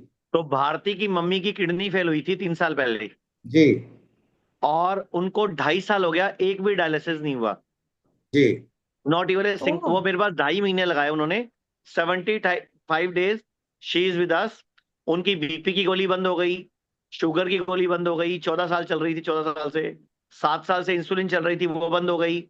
उनको डिप्रेशन एंजाइटी की प्रॉब्लम थी, नींद ना आने की दिक्कत थी, एसिड की गोली खाते थे. मतलब जब वो मेरे पास आए थे 2.5 साल पहले, 3 साल पहले, तो 24 गोलियां रोज की खाते थे. With help of Ayurveda, panchakarma and naturopathy वो आज बिल्कुल ठीक है. और कोकिला मैन हॉस्पिटल मुंबई में उनका ट्रीटमेंट चल रहा था. अगर आप उनको रिपोर्ट्स देखनी है वो भी मेरे पास है, टेस्टिमनीज देखना है वो भी मेरे पास है. मैं 2-4 केस और बता देता हूँ. एक केस है मोदी जी के छोटे भाई प्रहलाद मोदी जी. अब मोदी जी से तो बड़ा एग्जाम्पल कोई हो नहीं सकता. मोदी जी के रियल ब्रदर है प्रहलाद मोदी, वो मेरे पास 2.5 साल पहले आए थे। उनका हफ्ते में 3 डायलिसिस चलता था, आज 10-12 दिन में एक चलता है। इसके अलावा एक उदयपुर है, उदयपुर डिस्ट्रिक्ट, उसके एमपी हैं अर्जुन लाल मीणा जी, अभी नहीं है, लास्ट एमपी थे। उनका हफ्ते में 2 डायलिसिस चलता था, अभी 10-12 दिन में एक चलता है। और इसके अलावा अश्वनी उपाध्याय हैं, सुप्रीम कोर्ट के लॉयर हैं भारत में, जो टॉप 10 एलोपैथी डॉक्टर्स में, sorry, top 10 supreme court lawyers में आते हैं। उनके मामा जी का बेटे की किडनी फेल थी और आज 2 साल हो गए, उसका डायलिसिस बिल्कुल बंद हो चुका है। देखो, सबका बंद नहीं होता, कुछ का बंद होता है, कुछ का कम होता है, कुछ में हम कोई बेनिफिट नहीं दे पाते, डिपेंड ऑन पेशेंट कि वो किस स्टेज पे आता है। अगर पेशेंट टाइमली आ जाए, कहना मान ले, उसकी हमें रीजन समझ आ जाए, तो बहुत सारे पेशेंट को हम हेल्प कर सकते हैं। और कुछ रिसर्च पेपर्स भी हैं, हमारे भी 50 से ऊपर पेपर पब्लिश हो चुके हैं वर्ल्ड के रिनाउंड जर्नल्स में। मैं आपको भेज देता हूं, आप आराम से स्टडी करो। डॉक्टर ईश अभी हमारे साथ जुड़े हुए हैं लगभग 7 महीने से, तो डॉक्टर ईश सारे रिसर्च पेपर आपको शेयर कर देंगे। आपका सेंटर है कोई मुंबई के Thank you. अंदर? मेरे मुंबई में? मुंबई में 4 सेंटर हैं। अंधेरी में 10 बेड का है, थाने में 10 बेड का है, नवी मुंबई में 150 बेड का है, और नवी मुंबई पनवेल में 250 बेड का है। पूरे इंडिया में 120 सेंटर्स हैं। दिल्ली में हमारे 19 सेंटर हैं। जो हमारा सबसे बड़ा सेंटर है वो दिल्ली के पास मुरादनगर मेरठ के बीच में एक जगह है, गंगा के किनारे है, 25 एकड़ का। मैंने आप सबको इनवाइट कर तो दिया कि आप सबको कोई पैसा नहीं देना, 2 दिन 4 दिन का एक पैकेज बना लो, प्लान बना लो, आओ डिटॉक्स करो, पूरी दुनिया को जादू दिखाओ कि what is Ayurveda, what is naturopathy, and what is a healing power in body inside us. हमारी बॉडी भगवान है, हमारी बॉडी में शक्ति है, हमें बस उस शक्ति को जगाना है बस। आप एक बात बताओ, बच्चा भी तो पेट में बनता है ना, उसकी आंखें, नाक, कान, मुंह कहाँ बनता है? एक फीमेल की बॉडी में बनता है। तो वो बताओ, जो बॉडी फीमेल के अंदर बच्चा बना सकती है, वो बेवकूफ तो नहीं हो सकती कि वो हमें मारने के लिए किडनी फेल कर दे, लीवर फेल कर दे, हमें हार्ट प्रॉब्लम दे दे, या हमें कैंसर दे दे। हमारा अंडरस्टैंडिंग गलत है। बॉडी हमें सिम्टम दे रही है, हम सिम्टम सप्रेस करते हैं तो हम जाल में फंसते हैं। और बहुत सारे लोगों को तो वैक्सीनेशन के बाद, जो भी पीछे वैक्सीनेशन हुई है मास लेवल पे कोरोना के बाद, उसके बाद लोगों को सीकेडी हुआ है, उसके बाद लोगों को कैंसर हुआ है, उसके बाद लोगों को हार्ट प्रॉब्लम हुआ है। मैं 1000 ऑफ एविडेंस दे सकता हूं आपको। ऐसे ही छोटे छोटे बच्चों को उन 50 साल पहले सिर्फ 4 वैक्सीन लगते थे, आज 25 से ऊपर वैक्सीन लगते हैं इंडिया में। इतनी सुइयां हम एक बच्चे को चुभो देते हैं, कितने साइड इफेक्ट आते होंगे, बच्चे ऑटिस्टिक हो रहे हैं, एडीएचडी का शिकार हो रहे हैं, कितनी प्रॉब्लम्स आ रही हैं। हमें ना ये जागना पड़ेगा कि हमारी बॉडी बीमार होने के लिए बनी नहीं है, बीमार होने के लिए मेहनत करनी पड़ती है। आपको कई कई रातें लेट सोना पड़ता है, रात को रील्स देखनी पड़ती हैं, वीडियोस देखनी पड़ती हैं, टीवी देखना पड़ता है, नेटफ्लिक्स में पूरी पूरी रात सीरीज खत्म करनी पड़ती है, रात को कॉफी पीनी पड़ती है, बर्गर खाना पड़ता है, पिज्जे खाने पड़ते हैं, शादी में जाके 1000 रुपए देके 4000 का माल खाना पड़ता है, सुबह लेट उठना पड़ता है, हर बात पे दवाइयां खानी पड़ती हैं, तो जाके स्ट्रेस लेना पड़ता है, फालतू की टेंशन लेनी पड़ती है, सासू माँ की टेंशन लेनी पड़ती है, बीवी की लेनी पड़ती है, पति की लेनी पड़ती है, पड़ोसियों की लेनी पड़ती है, तो एक आधी बीमारी आती है। बड़ी मुश्किल से हम बीमारी कमाते हैं, बीमारी होने के लिए बने नहीं है हम। तो अगर आप थोड़ा सा लाइफस्टाइल ठीक करो तो बॉडी रिवर्स कर लेती है। जी, ये डॉक्टर ईश Thank you बात so करना much, चाहेंगे। Professor Ish. Professor thank Ish, you. हाँ जी, हाँ जी, sir, can yes, you yes, make yes, your Sabra camera ji. landscape, please? Can you Okay, make your yes. camera landscape, please? Yes, yes. Yeah. Thank you. So, Ish, hi, this is Nil Kumar here. While you are here, I need. hi, Ish, Rotarian Lal Gohil is just like you, complete Healing Our Earth a member and a senior. Very much. Yeah, I know very well. Yes. So Amrita will facilitate a group where Anukul is there as well and Anjali. If you can keep in touch, because Rotarian Lal Gohil actually travels to Delhi, Mumbai equally into other parts as well. And Okay. it would be nice to explore with the Acharya, because see, he's putting his mouth where his expertise is, and he's open Yes, yes. to come explore and see what can be done. Anukul, you are going to be in India shortly, so if you could keep in touch with Ish and Rotarian Lal Goel, and Deepan, who is here, who is in America at the moment, has also got a corporate a throwback to the community in Gujarat. over there. जो Depends, would Subhash be a Chandra good जल idea, शनियानी Nabil, to see शुक्र whether in शनिवार को आ जाएंगे Pune साथ or में near yeah Neil we Ahmedabad have there is a center he's like तो very this, India and each can yeah maybe communicate with you and Rotarian Lal Gohil.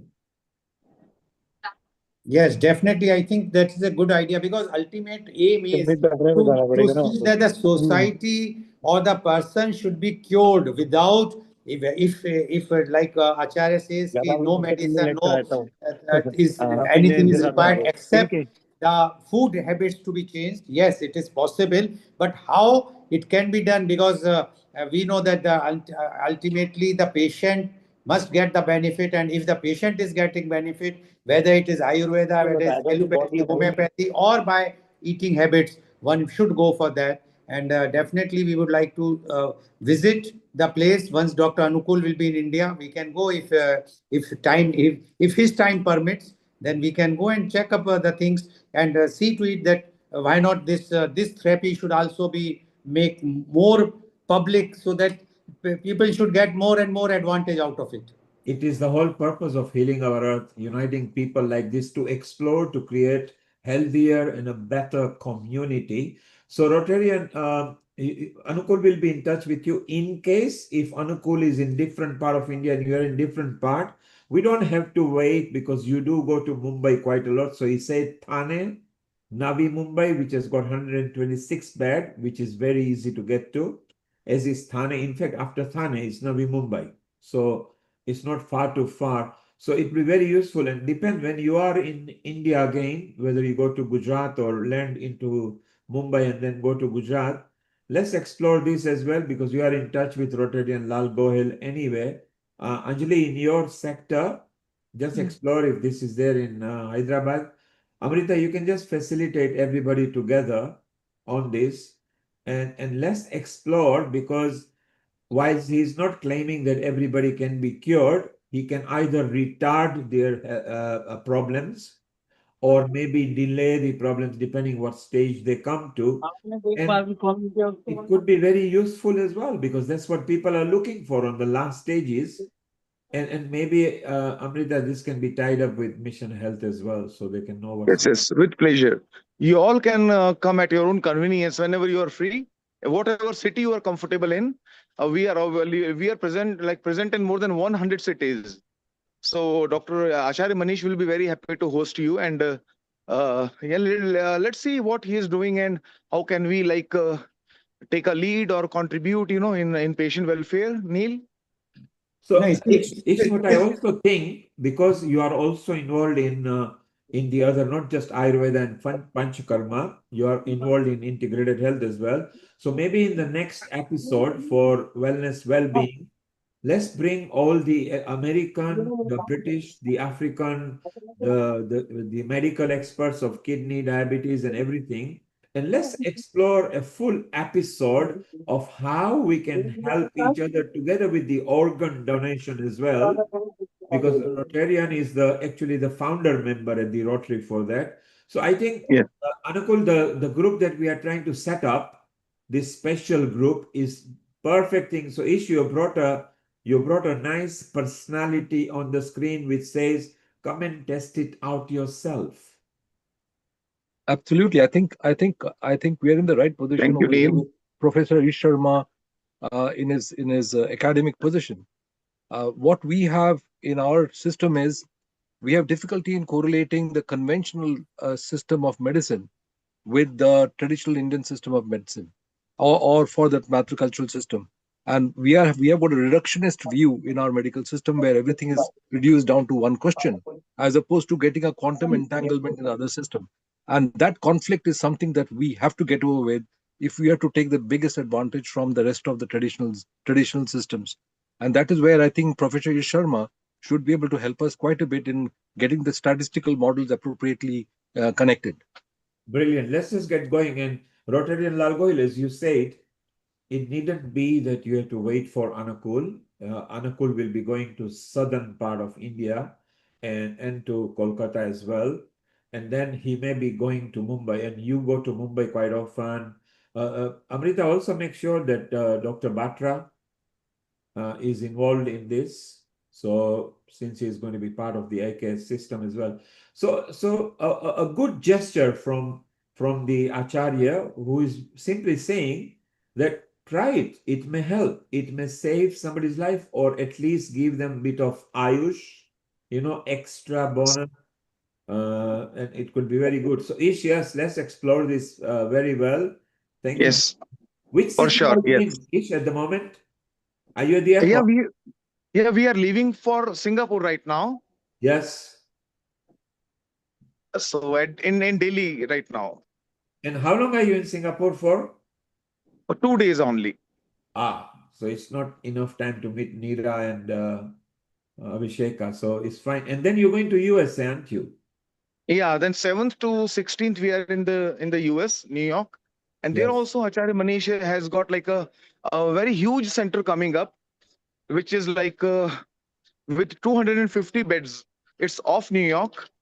So maybe that's what he was proposing, that whenever you plan something in US, then also he can be of great help, Neil. So our US contacts, Ish, maybe we'll throw some contacts for you. I think this is an exploring visit at the moment. So maybe for next year, because New Jersey, Hitendra is not very far from North Carolina, but he is at the moment in India. And Bharat is Okay. from New York, but again, he's in India because that's the Bollywood world. So yes, let's explore an issue. This was the year. I mean, you did say 2026, you are going to bring some projects, so you are in a perfect time now. So this is beautiful, and this is what we love. Dipen is there in USA. Okay. Yeah. He's in New Jersey only. Dr. Yeah. Independence, just unmute yourself. I think you are facing some Oh, problem for unmuting. Uh, And when Dr. Anukul, when you are coming to Kolkata, because I have been invited by the Raj Bhavan Kolkata, I have to deliver a lecture awareness program and for the Raj Bhavan Kolkata, all the employees, staff, and the security person. The governor will be the chief guest for that. I will be the keynote speaker on 17th of December. So will you be there around that time? I'll be going in January. Okay. Lalji, that's So, but I would certainly like to meet you because otherwise I want to. I'm a big lover of Mathura as well. So So whenever you are coming to Mumbai, just Sure. let me know. And definitely, I would like to go to Navi Mumbai, that is not far from Mumbai, and visit Acharya's place. After perfect. talking, after taking prior permission or Great. appointment, so that I No, can no, go. you are always welcome. Like, No, but yeah, Dr. Goyal will be very happy whenever you're in Navi Mumbai. We will take care. You're most welcome, please. because I will just go and talk to them because I am creating awareness. So I am talking like the other day when I was in Ahmedabad, I met one cardiologist. He's transplant doing the heart transplant, and the best part is the heart transplant in India is costing approximately 50 lakhs. He's only charging 10 to 15 lakhs. I said that is very reasonable. If you are doing this, is Dr. Jain. So now I am connecting. I am talking to persons in case if anybody wants to go for a because heart transplant on 10 to 15 lakhs is very reasonable.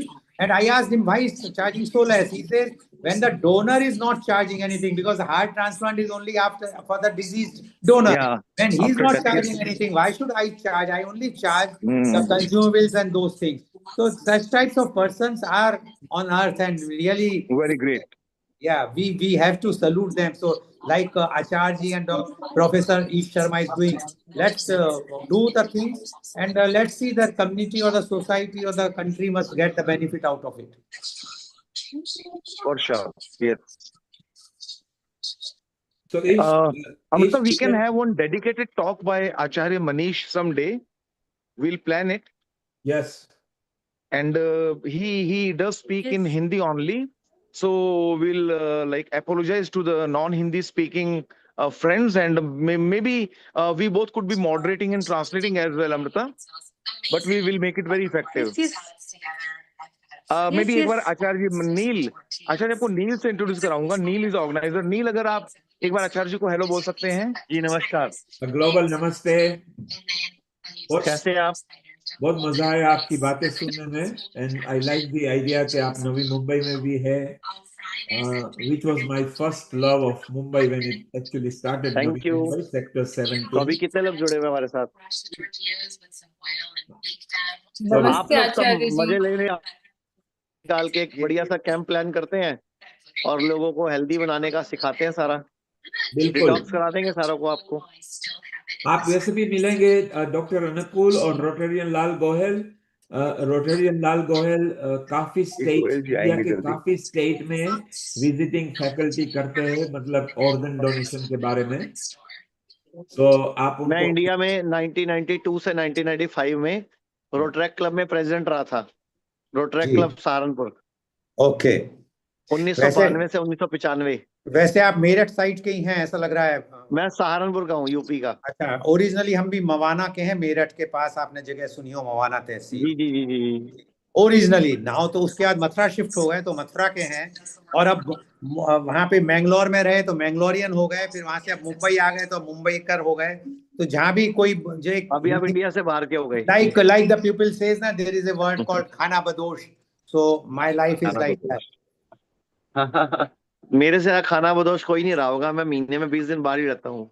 Ji ji okay, मैं so we कभी will be in Mumbai, कभी touch. Lucknow, कभी Yeah, definitely Chandigarh, we'll कभी be in कहीं touch. We कभी will कहीं take रहता your हूँ। number. Dr. और Amrita will make a group. Doctor Ish हमारे साथ ही काम कर रहे हैं, इकट्ठे ही काम कर रहे हैं हम लोग। अभी हम लोग फिलहाल एयरपोर्ट पे सिंगापुर जा रहे हैं। कल और परसों 2 दिन हमारी मीटिंग्स है वहाँ पे। Okay, so यही once मीटिंग्स हमारी एक ही पर्पज से होती है कि कैसे पूरी दुनिया को स्वस्थ बनाने की शिक्षा दी जाए, लोग बीमार ही ना पड़े।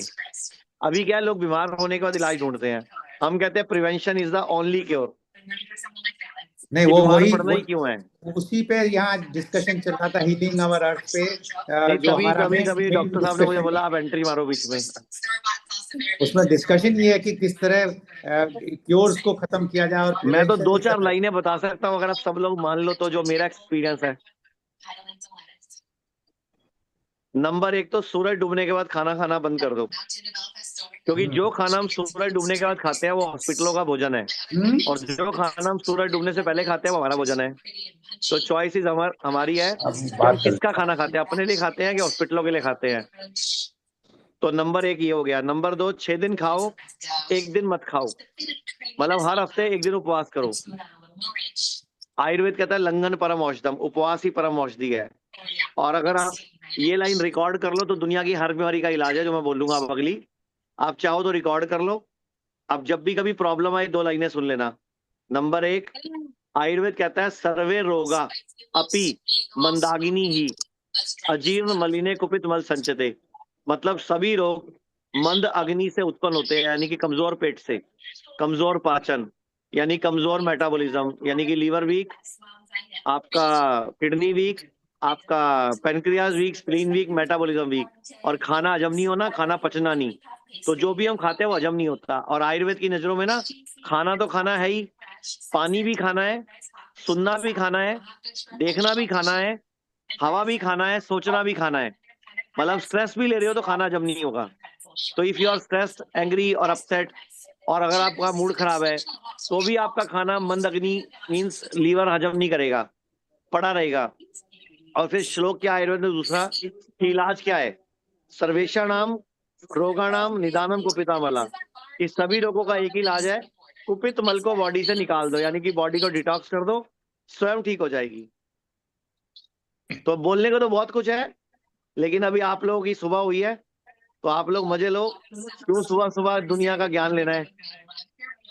नहीं, अलग अलग जगह है, और सब अलग अलग जगह पे हैं आचार्य जी। कोई और अब मथुरा एल्कलाइन में वाटर पिया करो आप लोग। और अगर आप इंडिया से कभी मंगाते हो ना, तो तिल का तेल और सरसों का तेल मिला के रोज रात को सोने से पहले 2 बूंदे नाभि में डाल के सोया करो। कभी आपको धरन नहीं पड़ेगी, कभी आपका डाइजेशन खराब नहीं होगा, कभी एसिड नहीं बनेगा, गैस नहीं बनेगी, तेजाब नहीं बनेगा, कॉन्स्टिपेशन नहीं होगी। ठीक है डॉक्टर लोग। Okay Amrita, we'll take your leave for the time being. Thank you so much, sir. Thank you so much. Have a safe So journey. I believe this was Thank fine you with very you much. all. A different perspective by Acharya Manish.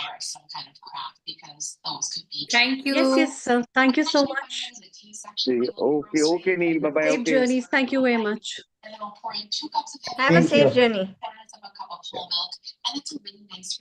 So, Rotarian Lal Goyal ji, we had so many colors in today's episode. If Julie is around, we can have her as well.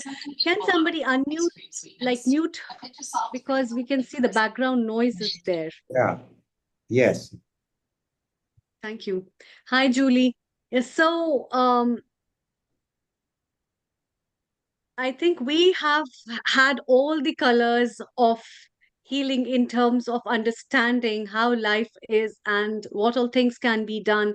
And so much of stress everyone gave upon lifestyle. Everybody talked about thinking of how to think, and everybody also talked about how important it is to manage small things in our life to make them beautiful. And we also have Julie with us. Julie, you have been hearing us from all the way from beginning of the episode. We had Rena, we had Heather, we had Sarah, and then we had our guests, Dr. Ruxana and Avha. So, what is your take on adding up up when you talked about lifespan and health span? So, what is your take about that? I Over to you. I I love hearing all the different perspectives, and I am not well versed in Ayurveda, but I do know some about it. I've done some practicing, and I just think that it's so beautiful to see that we're all focused on the same basic things, and we're coming at them from different directions, whether that's philosophically, culturally, medically, in our own ways. But I think we all have these common themes about our mindset and perspective, and the fact that what's healthy is going to look different for everyone. And it's just so lovely to hear everyone talking about how much power and control we actually have over our wellness and our well-being and our lifespan and our health span by the daily things that we do. It's easy to get caught up in the overall busyness of life, I think, and there are a lot of things that feel stressful. And of course, anyone who watches the news can get immediately anxious and depressed without even trying. But keeping our perspective and focusing on what is within our control, I think is our best path forward. And I just love hearing all of these different methods of doing so, and how it can look and feel for each of us. Yeah. Thank you. Thank you, Julie. Dr. Anjali, what's your comment and what are your tips? You have been also been into this field of wellness and you yourself guide so many patients and clients. What is your take? Thank you, Dr. Amrita. I think today we had all the flavors, as you mentioned. We had the ice, Yeah. the coal, and everything, in fact. And Dr. Acharya also, he just gave us so much inputs about healthy living and how thoughts can, Yeah. magnify healing. And Dr. Abha, Dr. Ruxana, like both of you have given that emotions control us so much. And as Hmm. Dr. Anupul said, we had lot of pain patients. Patients always talking about pain, pain today, and they measure the pain. Today, my pain is more. I have pain today. I sat in the wrong way. The pain is there. I got up in the wrong way. Pain is there. So I said, why do you monitor pain every second of your life? Why do you have to actually consider it's kind of harmful for you? Pain is a sensation, and you will have to accept it and kind of move on from the level of, oh, I'm in pain, I'm sick. That feeling that I'm in pain, I'm sick is different. You're not sick because of pain, you're sick because you think you are sick also. Many times I've seen this in the pain science. And also, what we always tell patients is, okay, you're exercising to your capacity, or you are trying to inbuild your body, or you're trying to make your body muscles work for you. Same way your thoughts should determine how much exercise you are able to cope up with. And that is what the mantra I always say is, listen to your body. And listen to your body in the means, listen to your thoughts, which are also sending you a signal to be more kind to your body, not try to resist that feeling that you're sick. because that fear consciousness which comes, okay, if I bend down, if I lift something heavy, my spine will have an injury. That fear psychosis lets lot of my patient not bend down and pick anything from the floor. The most common thing which is told to all my patients, don't lift anything heavy, don't bend down, and they become like a rock. The spine just doesn't bend after some many months. So I have to tell them, I have to really empower them and understand, get out of that fear zone. Once you get out of your fear zone, your healing starts getting better. And movement is medicine. Just like you get stagnant, the stagnant water accumulates a lot of toxins. Same thing, your body, your fluid, which is the CSF fluid, which flows from your brain to your spine, needs movement. And moment you're stagnant, you're resting all the time because you have an injury or your pain, that's when the body stops to heal. So you got to move. Movement is your medicine, and bending forward and lifting weight will not cause spinal or disc prolapse all the time. In some cases, exclusive cases, yes. But most of the time, movement is definitely the pill for everyone. So, and I feel thoughts are important, and have good thoughts, and well-being is important than just thinking about medicine. Yes, Dr. Anukulji. I have just one interesting point to add. It was a fantastic discussion. Particularly, I enjoyed listening to Dr. Acharya Manish very well. I have got when in managing my patients, one of the thing is we have to understand how the pain mechanism actually conscious level. And the way I explain it to the patients, and I would seek the help of Abh Agarwalji about the brain actually wants to know what's going on in the body. And I spend majority of time trying to explain what is going on and what's the pain mechanism. And once they understand the pain mechanism, I said, you have to have a control on your mind. You have to know the whole mechanism. So I spend time to explain the mechanism and why it is. They obviously have a lot of questions. But there are two things I invariably do. First of all, I say that you come with me, let us talk about it first. But I invariably give them sufficient time. So I always get them at the end of the clinic. And then I say that you don't come alone, you must come with somebody, because if you have somebody, a patient by himself or herself is in such a situation that they're trying to get some answer, and they're only trying to pick up only few words that you're stating. But if I get somebody else with them, or one or two other people who can even question on behalf of the patient, they will absorb the things better and go and reinforce that view to the patient. The mechanism, and once the mechanism is properly explained, because the interconnection is very, very complex. So once they understand it, then the brain says, okay, now I understand. Now I said, how you can control it. Finally, ultimately, it comes to neurolinguistics, and how the nerve understands the whole process. So in reality, unless properly explained, patients will continue to experience discomfort and pain, and that's one of the issue that I always felt would be helpful. Yeah, I think that's very right, Dr. Anukulji. And to be like to understand the mechanism of pain and to understand yourself itself is very important, because there's so many other kind of pains that people have which are called like psychosomatic pains, and they just trigger with the fear. So pain is not just bringing a pain, actually it's bringing a fear, and the fear is bringing an anxiety, and it's just stimulating your sympathetic mode despite of anything else. Once, and myself seen so many clients and so many people in my life, that the mere understanding about the diagnosis of this is what the problem is, the whole anxiety in the pain situation goes down. And then these kind of stuff, this is a very common example. I think all the females know and understand when we have menstrual pains. That's what is an understanding of premenstrual cramps. Once you really understand your body, it doesn't bother you because you learn to live with that. And you learn to understand the the neurolinguistics of that pain, which is being caused by the reason behind, and then you don't pay heed to it because you know your body has to heal.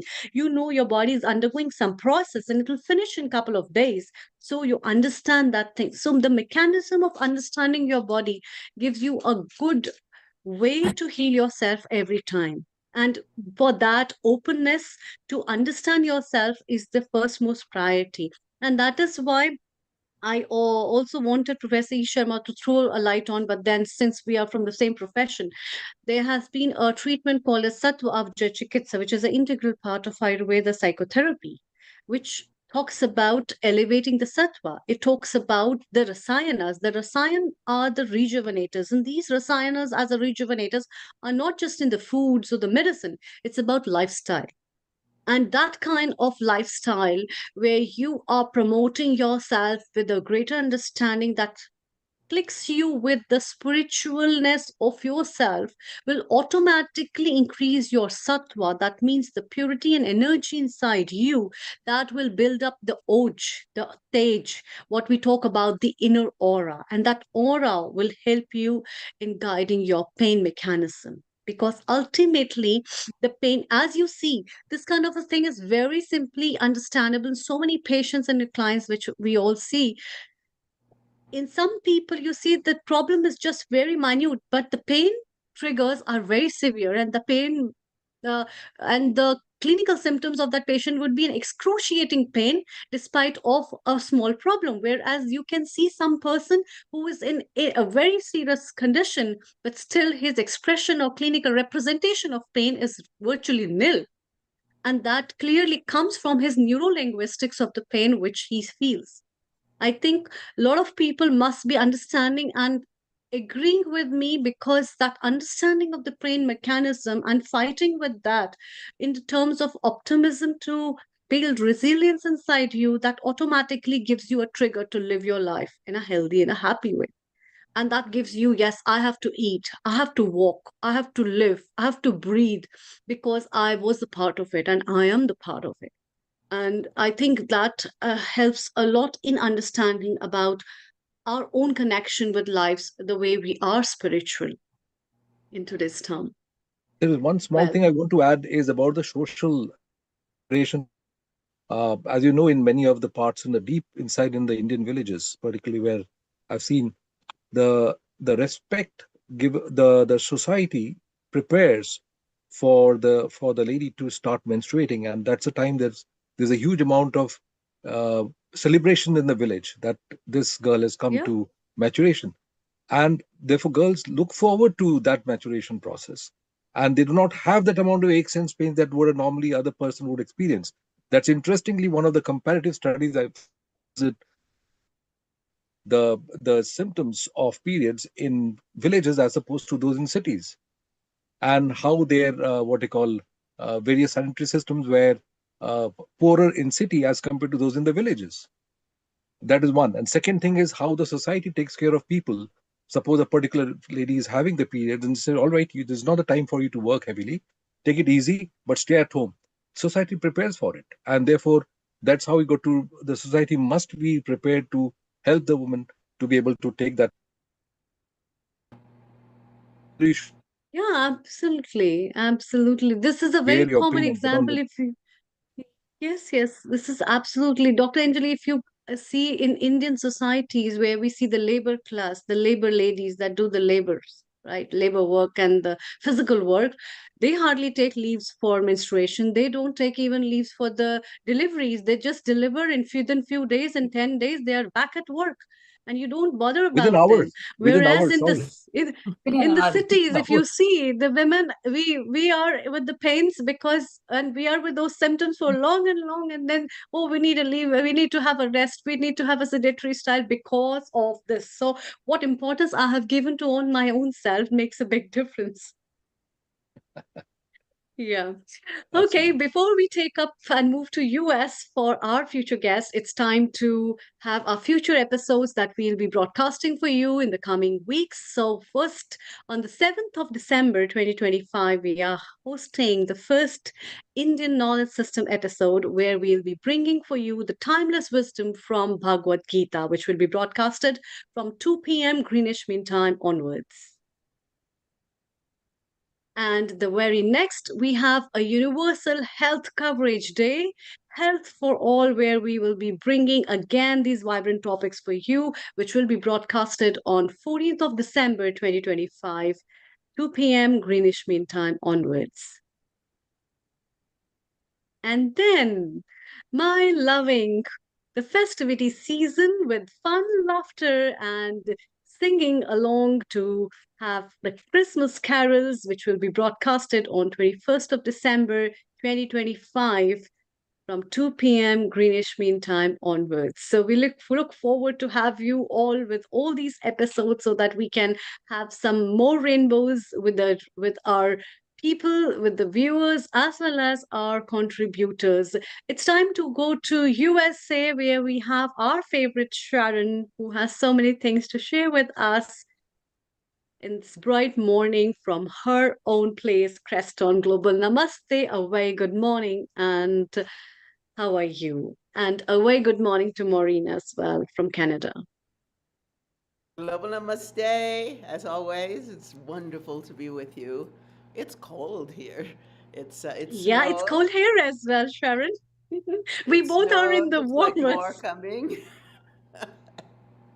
Yeah, Yeah. yeah. Well, I must say that in speaking about health, movement is extremely important. Even when my hips, because I danced professionally for so many years, starting in ballet and then modern dance and then Kathak, like 8 hours a day for years and years, and genetics maybe. I had to have hip replacements, but prior to that, I was doing what's called Feldenkrais exercises, which are very subtle exercises where your consciousness goes deep into the tissues, and they're very simple for anybody to do. And they kept me, when I went to the doctor, he said, "You have no cartilage. I can't believe you're not on pain meds." I was on nothing. He said, "You must be one of those mind-body people." Yeah, But keeping the movement absolutely. going, anytime now that especially if I've been sitting and looking at the computer. I was making a video yesterday and I sat for probably 5 hours, and I got up like, I got immediately did some stretching. And so just, they say, if you don't use it, you'll lose it. So I encourage everyone. There's so many different modalities that are easy. Qigong has been amazing for me. That one also is very fluid and soft and doesn't take a lot of, strength. It just keeps you in a kind of flow, and it also keeps your consciousness very fluid. Yoga too. There's so much out there that can really be a benefit. And I just encourage everyone, if you're sitting, then even if you're sitting at times, you can roll your shoulders, you can twist your spine, you can even lift your legs, you can do anything, all kinds of movements, so that your body isn't just becomes like concrete. Um, Also, I find from sitting, particularly looking at a computer, everyone tends to crunch, right? And so that's another thing to be really conscious about, that when you're sitting, try not to be bringing your shoulders forward and squishing your neck and all that. Instead, really uh, feel, especially what helps is if you put your tongue on the roof of your mouth and then feel all the way down into your sitting bones. You'll feel this lengthening of your spine. I learned that from my Rolfer. And that is also very helpful. But today I also have some video to play for you from Lee Holden about longevity, some exercises from Qigong for longevity. So should I do that now? Okay. Yes, yes.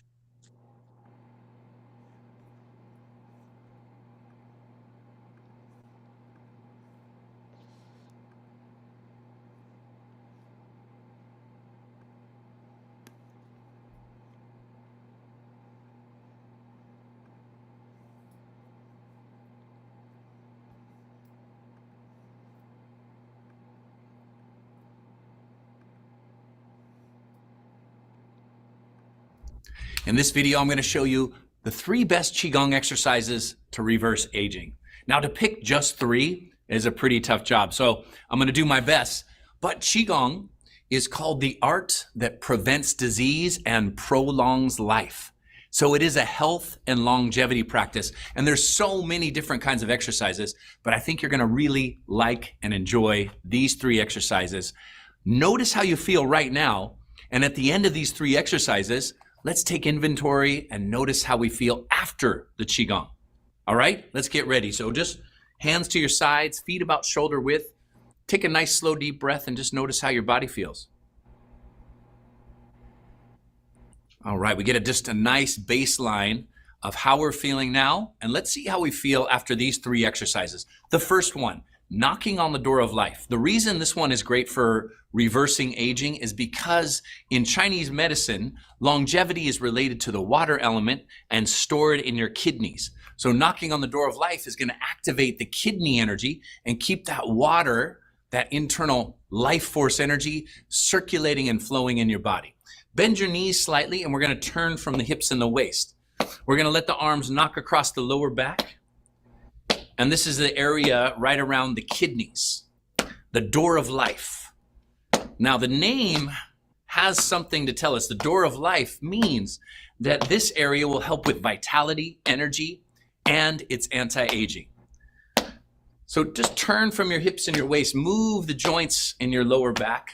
Let your arms knock across the low back and the rib cage, and breathe deep. This is also a great exercise just to clear tension out of the lower spine. Feel as if the top of your head is lifted towards the ceiling, so a nice long spine, and getting all the joints in the low back well oiled. So there's mobility, circulation, and flexibility in your lower back. And then we stimulate the kidneys, which are right there around the lower back area, and that helps to boost and charge up your life force energy. Take one more deep breath, and on the exhale, slowly let your arms come back to your sides. Great. Next, for longevity, what we really want to do is be able to access, strengthen, and create more flexibility in the lungs and the chest. The deeper you can breathe, the more respiratory volume you have. Studies show the longer you live. So let's do this one for the lungs, for the respiratory system, and for our energy system. So here's what we're going to do. We're going to take your left hand up and your right hand down. All right. Then we're just going to stretch. I want you to lean a little to your right and press the palms away from each other. And notice how this just opens up your intercostal muscles and stretches the ribs. And then bend your knees, spiral your hands in so the pinky finger faces towards your body. And then press now left hand down, your left hand, and your right hand up, and lean to your left. Keep pressing the palms away from each other. Take a deep breath here. Take a nice deep breath. And then bring the hands in and press the hands away from each other and stretch. Take a nice deep breath, really opening up the rib cage so that we can breathe deeper. Remember, breath is life. And if you can breathe deeper, you're going to bring more life into your body. Good. We exhale here, bend the knees, spiral in, press the hands away from each other. Inhale. And exhale. And inhale. And we exhale. A nice deep breath, stretch. Open the rib cage. Open that respiratory capacity.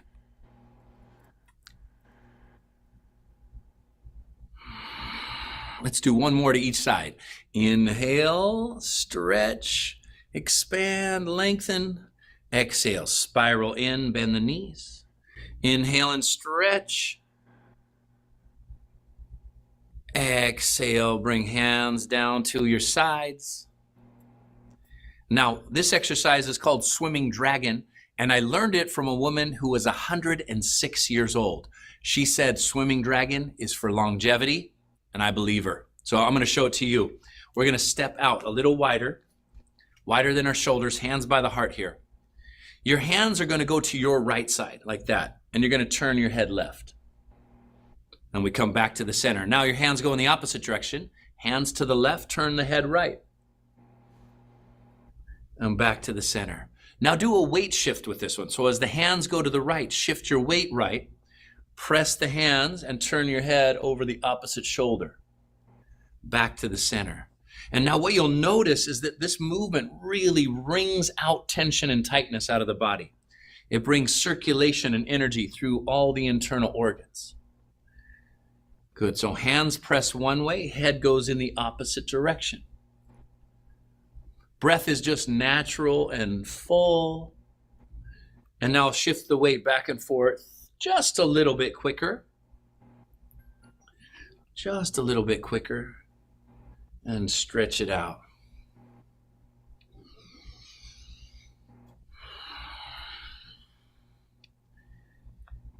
You'll feel that this one is really great for improving circulation. Back and forth, work the energy through the body. When you come to the center, you can deepen your stance, bend the knees a little bit more. As you come here, sink into it and then stretch it out.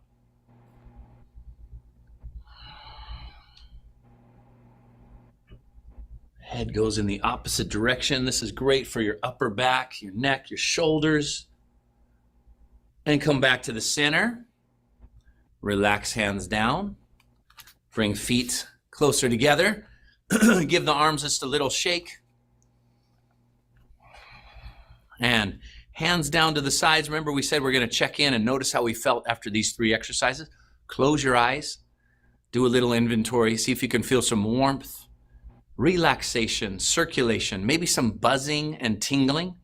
That buzzing and tingling, that sensation is known as chi, life force energy.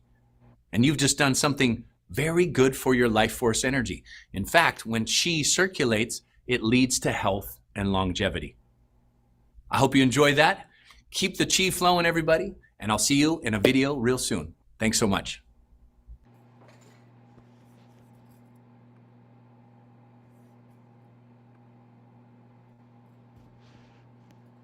Well, yes, Lee is a fantastic teacher. He is featured in Quantum Chi, which I'm continually working on now to submit for distribution. And I do want to tell you all that yesterday I made a video for the 14th Mumbai International Short Film Festival, where they're going to show my music video called The Tao. And that's on December 14th in Mumbai. So anybody that's in Mumbai, check it out. It's a beautiful music video featuring Jae-Bing Chen, Arhu, and Zhonghu Virtuoso. And it'd be wonderful to have you all there. Hi, Maureen.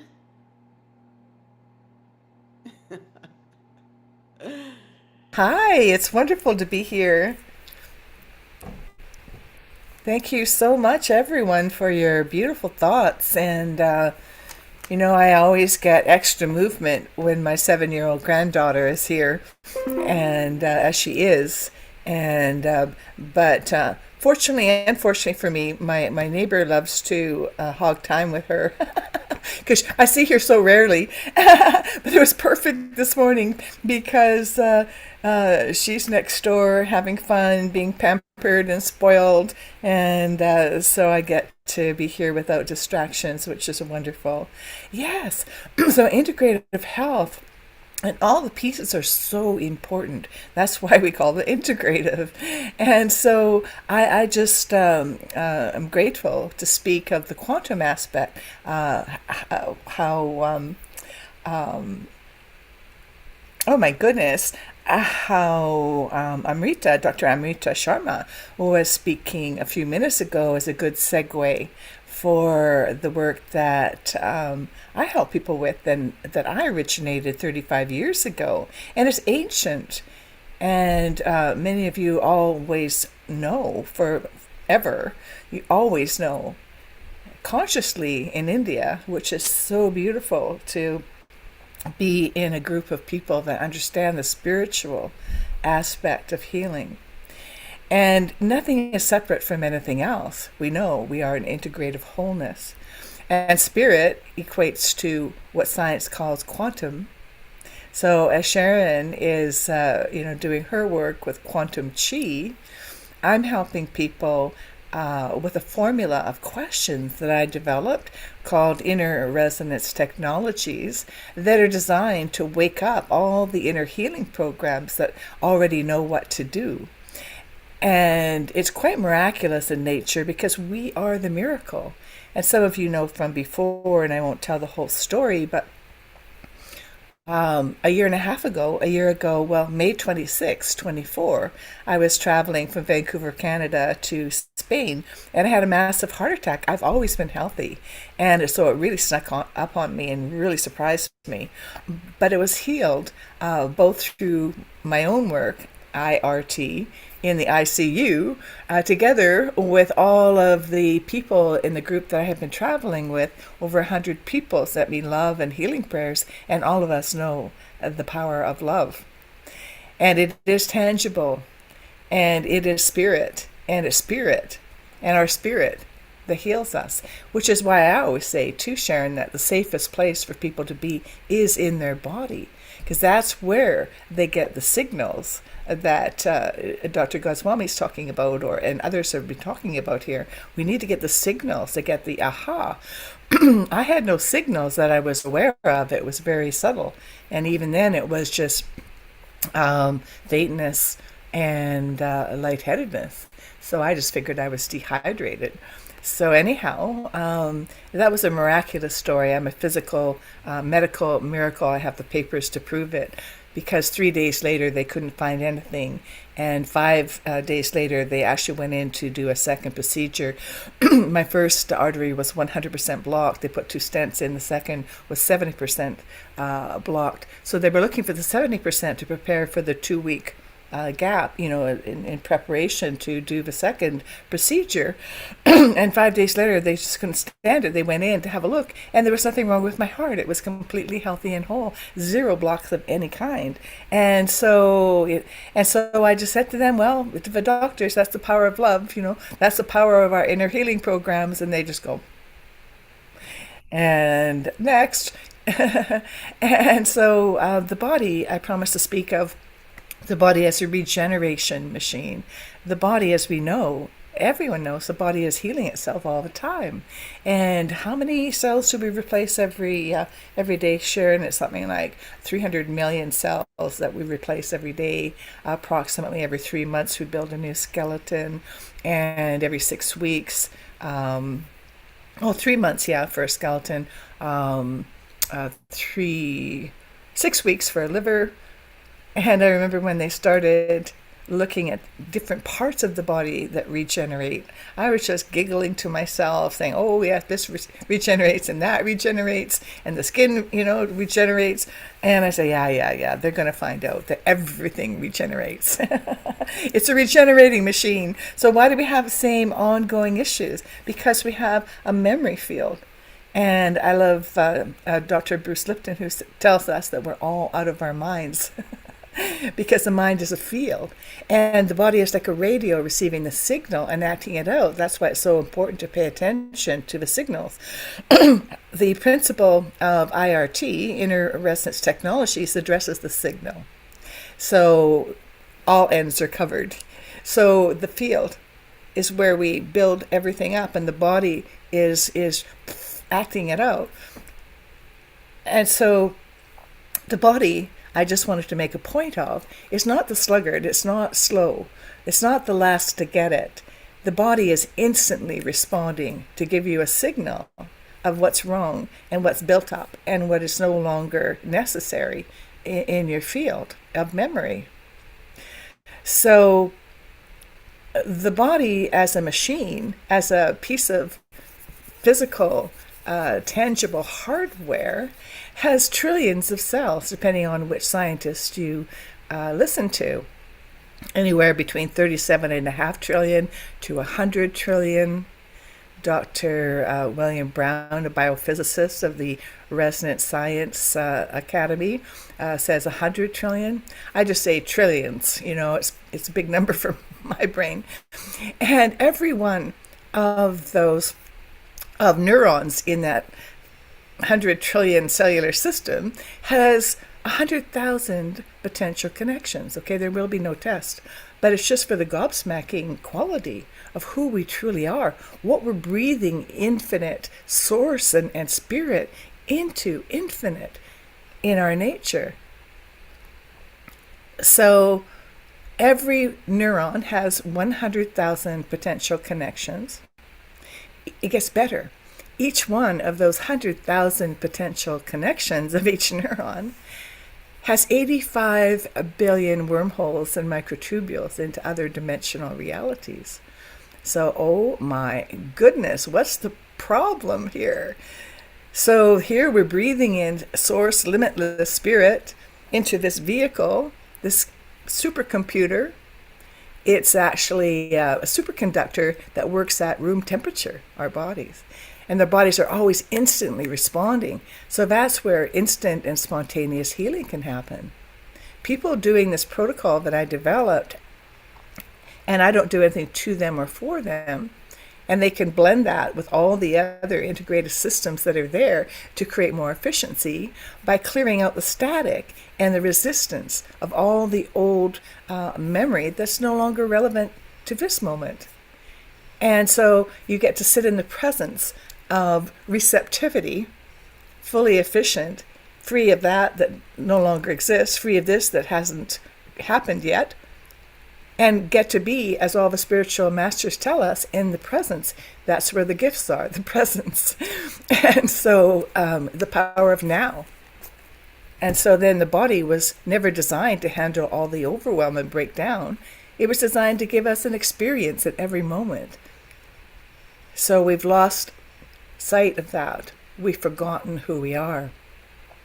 So IRT helps people remember who they are as spiritual beings. And as Einstein said, the sole governing agency of the particle is the field. In other words, consciousness is the sole governing agency of the body. So we are actually in command, but we've just allowed the default. There is no program for aging talking about longevity in the body, apparently. It's all the buildup, all the static that doesn't let the life force energy come to regenerate in a clean, clear pathway. So that is the point of view that IRT loves to bring to the table, to be integrative and to have everything else and clear the way for everything else, neutralize all that static. Because the electromagnetic, we're electromagnetic beings, and all of the unresolved pain, not just from our own lives, but from the ancestral field, from the soul memory field, from the collective field. Because as Bruce Lipton teaches, we are a cell in the body of humanity. We are one. We think and hear about the oneness. What does that really mean? We're breathing in holographic particles of the whole history of the planet, says Dr. David Suzuki, an environmentalist, a scientist from Vancouver. We are physically part of each other just by breathing. And so guess what? Then, understanding that, what a joy, what an honor, what a privilege, how exciting it is to know that every breath you're breathing in, when you do that inner healing of your own field, which is part of and one with everything, you get to heal the collective simultaneously. And when we have that awareness, we start to welcome our triggers, saying, oh, good, a chance to feel better. Oh, good, now I can be healthier, I can be happier for no reason. So this is who we are. We are joy bubbles. We are here to experience. There's no bad emotions, only the ones that get stuck and then get put away, doing this underneath, and then go right? So this system, inner resonance technologies allows, oh yeah, the really cool part is once someone has gone through it even once, then guess what? They get to program a spot, an icon on their desktop, so that on a daily basis they take a single breath with a touch. So it's like downloading a program of wholeness on your computer, and then you tick off all the boxes, you sign the licensing agreements, then you save the program, and you then have an icon that you just 1 or 2 clicks. And once you program, I guide people through programming that at the end of experiencing IRT. And, it's really beautiful too, because, I can take people through this one-on-one or by the millions, because every single person is hooking up their own system and their own ability to clear themselves. And how beautiful is that, to have that freedom and that understanding that we're more than what we ever remember. So I think that's probably a good place to leave it. It's my joy, and you can tell it's my passion, and I can carry on. And we all have it within us. So I'm just grateful to be here with this family, and I get so busy. I've been so busy. I've got so many new facilitators, and I'm going on a magic carpet ride to the UK in the middle of March, and probably until the middle of April, and then back to Australia. So this is time, we're waking up and remembering that it doesn't have to be so hard. It doesn't have to be so painful, that we can elevate ourselves, we can free ourselves up. And there's more light than ever before, because we're in the age of the Satya Yuga, 1,000 years of light and enlightenment. So there's huge support for our freedom and for our sovereignty and for feeling good and enjoying and healing our earth together. And I'm just excited that I happen to be alive at this time. Well, happen to be. I've always said my middle name is I just happen to be there. So thank you so much for letting me be here today. And thank you, Neil, and thank you, Sharon. And thank you all. You're so precious. And I hardly ever get a chance to be here, but grateful today. Yes. I've got a very important comment over here. Is what you have just said about all these, the concept of consciousness and all these things, had been very nicely explored and discussed widely by Sri Aurobindo. I don't know if you heard of him. And Yes, yes. Yes, where Sharon lives in Crestone, Colorado. I used to stay with Cyril Schoen, who lived in India with Mother and Sri Aurobindo for 7 years. And that was one of my homes away from home. So yes, I'm very blessed with all those books. Exactly. It is where actually he has discussed how he used to heal his tissues in a matter of minutes. Yes. Major yes. injuries, even. And that's how it's an integral care system where your consciousness can actually heal tissues at a very super speed rate. It's something that not understood, but he was actually put forwards for Nobel Prize at the time when in the United Nations he was put for Nobel Prize, but he passed away unfortunately before it was agreed to. But that's the way it was. His system of learning is very worth reading. Thank you so much for bringing Sri Aurobindo into the mix. Absolutely. And with IRT, it's built on principles and concepts of all of what we've known for a long time and just forgotten. And so it's just that formula that wakes that part of us up. So people have healed broken bones in 10 minutes doing this protocol, before and after x-ray in a 24-hour period, but instantly shifting. And of course, in psychiatry, we've known this forever, for decades, that people can shift into another personality, an alternate personality, and change their whole biochemistry, like instantly, in a fraction of a second. It's imperceptible. Light blue to dark brown eyes, even to the point of, cancer in one personality and zero trace of cancer in the other. And even to the point of changing blood types. That's been documented. And I've had training from one of the psychiatrists in the US who was rewriting the referral manual on multiple personalities, that we're all dissociated to some level. And how do we shift back into essence, into oneness? It's very interesting to note that with the current genetic coding that has been done on the artificial intelligence for every cell in our body, there are sections of the genes which can be changed. But there are certain sections of the genes which actually come into action when there are certain triggering events or triggering issues. If by conscious means you can avoid those triggers, those negative genes can be stopped. And Absolutely. that's it is felt that it is possibly in that particular level that Aurobindo was talking in terms of consciousness and quantum healing concept. That is interestingly also comes along with the what do you call that uh, nanotechnological aspect and the bhasmas. There's a major research going on in IIT Kanpur on this. That the sadhus put that ash-like thing on them, that's made of different type of materials. That bhasma has got a direct contact with this genetic changes. All go to any hospital anywhere in India, you'll never find a sadhu who has fallen sick. Interesting. That's beautiful. Very interesting. Thank you so much. Yes, I'm Yeah. I'm interested in the field, the quantum field.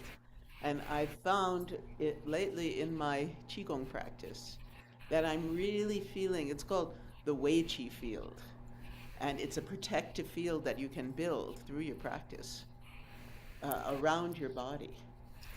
And lately, they say that what happens is that your field gets like thicker and wider. And lately, in these practices, which are actually very simple to do, I really have been feeling it's almost when I'm like bringing my hands together, or I'm reaching up and bringing chi in and releasing old, stale energy, all emotional problem, all this stuff, um, that it feels like I'm moving through water. There is a it gets thicker. It's really fascinating. It's just happened recently. And so these practices are so beneficial. And maybe next time next on the healthcare, I will give some so that people can experience this. Because I just found it's not only, it's clearing these movements actually clear more than just your energy. It's clearing your thoughts, clearing your emotions, because you're just so focused on bringing fresh prana, chi, shakti into and through your body, and then releasing all of the old stale thoughts and emotional issues so that you feel this sense of radiance. Also, in these practices, often you're releasing all this into the earth, and then the earth composts it and sends it back up through your body. The image is golden light that spreads all the way from your feet, all the way up your body, up your spine, and your arms and your brain, and your whole body is filled with this nourishing light. So, and that light, when you see really healthy, alive people, you see they have a lot of radiance. And so, yoga and all of these really build up that radiance, that light, that energy, that shakti. Yes, I agree. And for all that I used to be an athlete when I was younger and, feel really, invulnerable. Oh, I'm healthy. I had a concept of myself. I wasn't being integrative. And so my heart attack was a huge wake up call for self care, for movement, for paying attention to my own nurturing of all aspects of who I am. And too much, time on the computer, too much, solid sitting. And, bodies aren't designed for that. So I've had to really wake up. And that's why, I so appreciate all the different points of view. I always did, but I thought, oh, well, I'm good. No, you have to, you use it or you lose it. So you're always having to pay attention and balance your life. It's about balance, isn't it? Absolutely. It certainly is. I'm having to do a lot of computer work right now, and I have to really be conscious to get up and move around. Those exercises from Lee are very good for, they're just simple and they just get the chi flowing and, um, you know, get your body moving.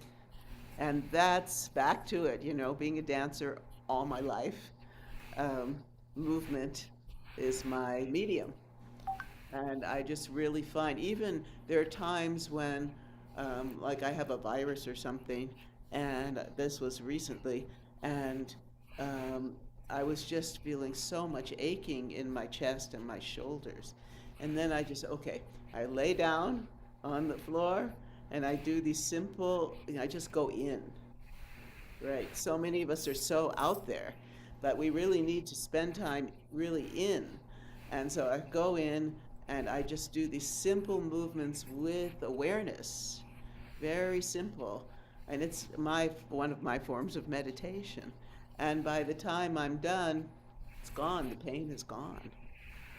So there's just so many tools available. People don't have to stay locked into these patterns and this pain. And you have one of them. Well, I've always called dancing my soul vitamin. It's my soul vitamin. Yeah. Yeah.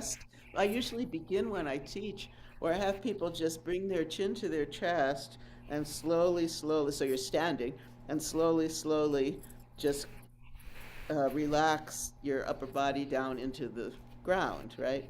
And then when you come up, you go vertebra by vertebra, right? You're going down that way too. And often I'll have people in pairs so that, the person going down, there'll be a person that's actually touching the spine, each vertebra, as they go down to the ground and then come up, just to bring that awareness of your spine and of the movement of the spine. I also really like to do what's called in Middle Eastern dance undulations. I have a practice where I do figure 8 undulations in 8 directions.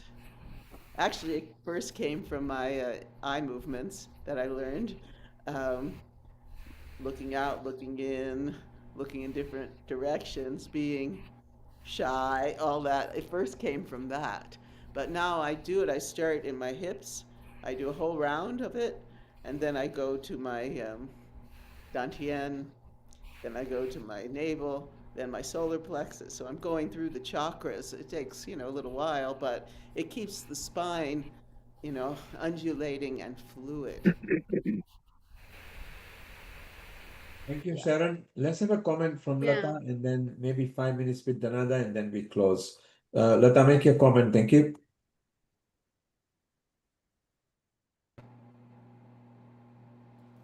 Fascinating episode today.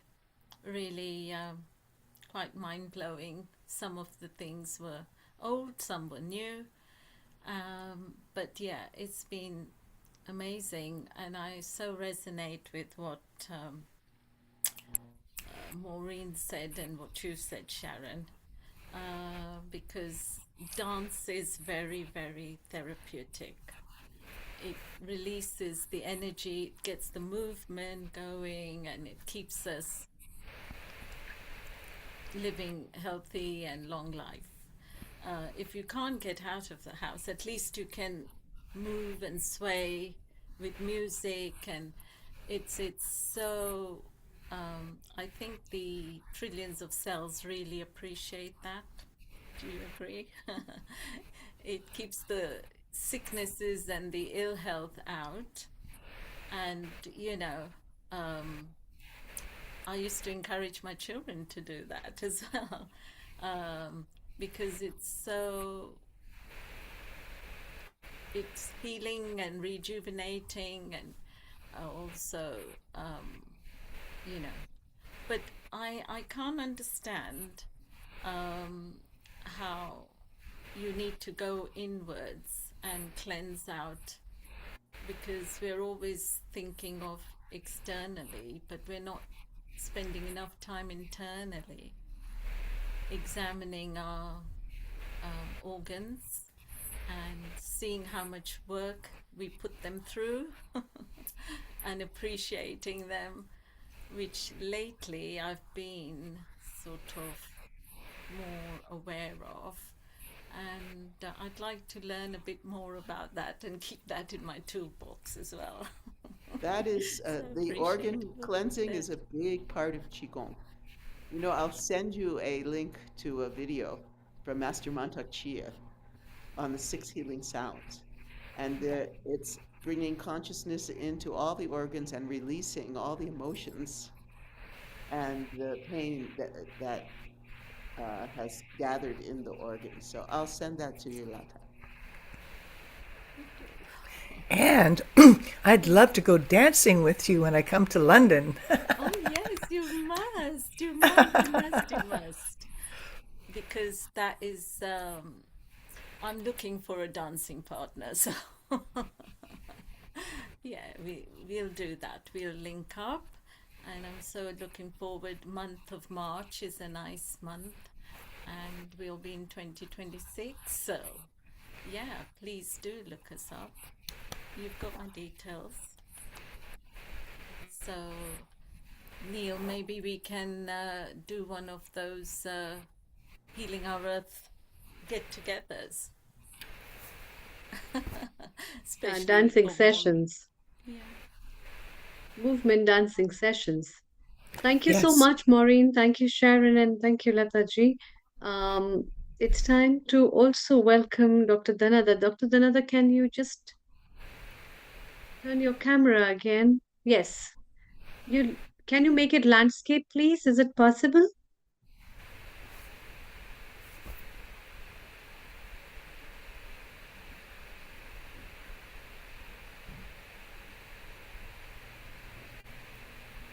Yes, perfect.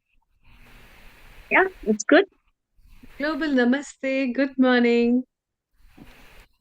Global Namaste, everyone. Good morning. How are you, Amrita, and everyone? We all are good. Thank you. Your camera has changed again. Oh my God. I think I have joined from clinic, so on my phone, it might give me a hard time. It keeps changing automatically. I will try my best Okay. if I can keep it. All right. Ah, Right, no problem. So we had a very beautiful session today to discuss about longevity tips and practices. And before we close today's episode, we'd like to have your wisdom and insight from the Ayurveda point of view, what Ayurveda has to talk about longevity, and even your perspective, what you have to talk about longevity and your tips and practices. Over to you. Thank you. thank you. Thank you once again. Global Namaste, everyone. I would like to begin a simple thought, that I learned um, when I was very young, and I was put forward from my middle school to speak about women, and one of the very prominent figure in India started a women education was Savitribai Phule, if everyone knows. And she said, a woman heals, the whole generation can heal. And when we followed Ayurveda as we went, we says women won't just heal their cells, but they also heal the earth. And here we are, healing our earth is our platform. So I would say human body is a miniature of this universe, and whatever we do it for the planet, we do it for ourselves, and that comes from a multi-feminine aspect. And Ayurveda says that natural creators, the women, are the nurturers, they are leaders of harmony. And women choose an Ayurvedic lifestyle when natural set of rhythms for their families, for their communities, and for all the ecosystem gets very harmonized. And I feel Ayurveda always says that, Amrita, live long, live joyfully, and live powerfully. Every woman, not just adding the years into their life, but if they can look as a longevity into their own radiance, their strength, wherever they are in their age group, they can see their moods, their hormones, their creativity, their rasa, the very juice, you know. And I was thinking about the dance when Sharon was talking, and was thinking how would the Bollywood sequence come for a woman in the Rasayana part. So morning she could be a heroine. She would do the dinnercharya instead of the good morning selfies. You know, she could take care of herself. Afternoon she can become a CEO of her own doshas, and evening she can become the queen and release no toxicity in my kingdom. Neither in my food or not in the relationships. You know, it's a very amplified version of the recipe. So I would like to give a women's secret weapon of Ayurveda herbs, and that special treasure box that I also use for my vitality, for my longevity. And those rasayanas are squad given to us from Ayurveda world. So the number one herb everybody knows is called Shatavari. We call it as a queen of hormones.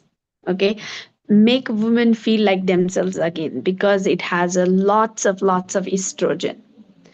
It balances moods, strengthens the reproductive system, it cools your pitta down, it supports your longevity. The next beautiful herb that I like is ashwagandha. You know, stress pushy. Without stress, the women are not able to multitask today. You know, when in the afternoon she becomes CEO, she has to take that all cognitive and intellectual power of herself that she needed to calm the mind, boost the strength, supports the restful of sleep. You know, every women need ashwagandha. And you know what? Recently, I added in my vitamins that I take in the morning for my modern multitasking womenization is Korean ginseng, which is very similar working as ashwagandha. And as you all know that I am learning Chinese medicine.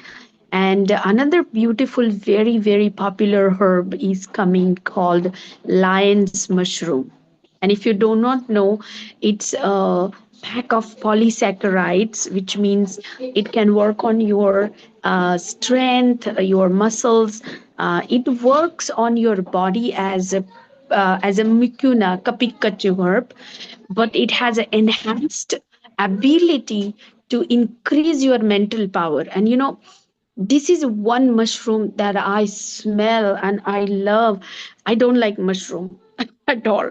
My kids tried so many other mushrooms on me. I don't like to eat them. But since I got this lion's mushroom powder, oh my God, I put it in my coffee, I put it in my smoothies, I put it in my chai in the morning, and it is such a great relief. I left all kinds of caffeinated drinks since I started that. And I only need a 1 cup of tea, and other times I add my this dose. Um, I would tell you for supporting anti-aging, Ayurveda given a beautiful mother of the all of the herbs is called Amalaki, and it is a vitamin C with the halo. You know that halo. How many of you watch the Halo series? I don't know, but it's a big halo.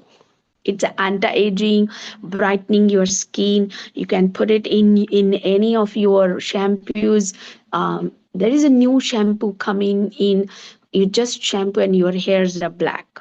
You know, it supports the nutrition. It supports the immunity. It is a one herb that has all 5 rasas. There is no other herb that has all of the rasas in it, and that is why we eat chavan prash as a grandmother's secret superfood. because of the amalki. But if you get a amalki as like if people, like many women over 50s might have some cholesterol or might have some sugar or something, then the superfood is to look amalki murabba, or adding some amalki into your morning, taking the herbs in your smoothie a little bit. But if you feel like you can do Prash and you can do other Amalki Prash, I will tell you one secret that I prescribe all my patients. It's from Maharshi Ayurveda products. And they have Amalki Prash without having all these kinds of what they use a grade A honey in it instead of sugar. So that is called amalki prash, and that is very, very good. Another two important herbs I have to tell you is guduti, my next one. Detox with the drama, without any drama. Okay, it if you ever feel like I really feel acidity, my brain is not working, it's my to go herb. Gently removes the, it doesn't give you any problem, it gently removes the toxicity and boosts your immunity. And one of the very important function guduchi does is keep your agni strong, which is your appetite, that after 45 you need it so much. you know Add guduchi in your Pandorina box of the longevity. And the last herb that everyone knows, the golden lady, turmeric. Anti-inflammatory, hormone supportive, keeps your glow intact, keeps your skin firm. If you add, I'll tell you a beautiful mask before I leave today. Add one chana dal, like a besan flour. How many of you know? Or it is also called, in English, what it's called? Um, The chickpea, gram chickpea flour, flour. Yeah, chickpea flour. Yeah. chickpea flour. Add a little bit of rice flour in it. Okay, add a little bit of homemade flaxseed powder in it. 1 tablespoon of honey, and 1 tablespoon of turmeric, and 1 tablespoon of dahi, which is a yogurt. You can add a grade A, and then beat it very, very nicely. Put it on your face. You don't need any Botox. This is going to blow your mind. You know, you are going to be on the next level. People are going to ask you, "What did you do? Your radiance is so good." I just used the golden lady on me. That's my golden facial. So remember, use daily shatavari in the warm almond milk, ashwagandha bedtime, which will get you moon milk, turmeric in your golden latte, amalki in your smoothies as a chawanprash, and guruchi in the tea to fight your fatigue. Okay? That is my Pandorona box to all the women, especially for the longevity.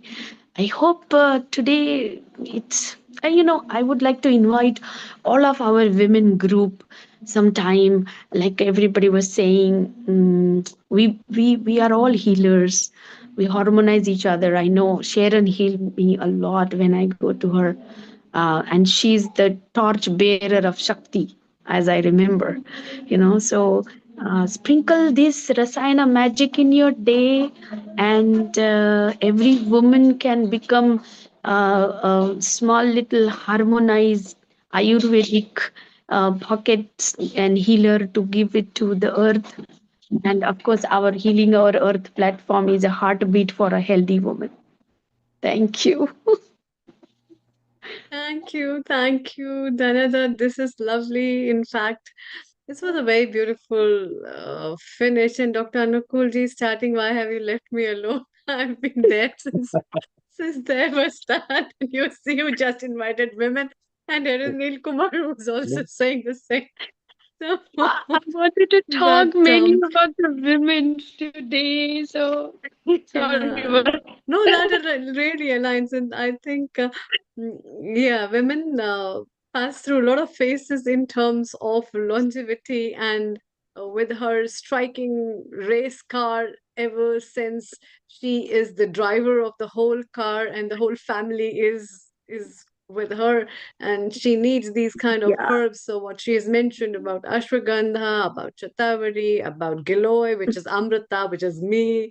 Okay, and then and she's mentioned about the karkumalate that you can take all along with the lion's mushroom add-on. So that's a very good combination. In fact, all the phytoconstituents are great in all these plants and these herbs. You can make use of them and ask her advice, and as well as the advice of the people for taking these kind of herbs, which is very fantastic. And as Sharon told about the movement, and Dr. Anukul added about uh, the complete combination of the yummy sabudana khichdi, and the khichdi comes from the whole combination of all the things that are in collection with the emotional, spiritual, neuro-linguistic, and the physical stuff of longevity. So, your last one comment before we wind up today's session. Sharon, let's start from you, and then we have Dr. Nukulji, and we end up with another. Over to you. Thank you. Longevity, what we really need is joy. Joy. Yeah. And it it's a really crazy time right now where some people seem to be really stuck in the Kali Yuga and other people are going into the light, are really feeling this abundance and of spiritual energy. And so, my advice to everyone is do what really makes you happy, because joy brings Shakti, brings Longevity. energy, and and also it radiates out to everyone you meet.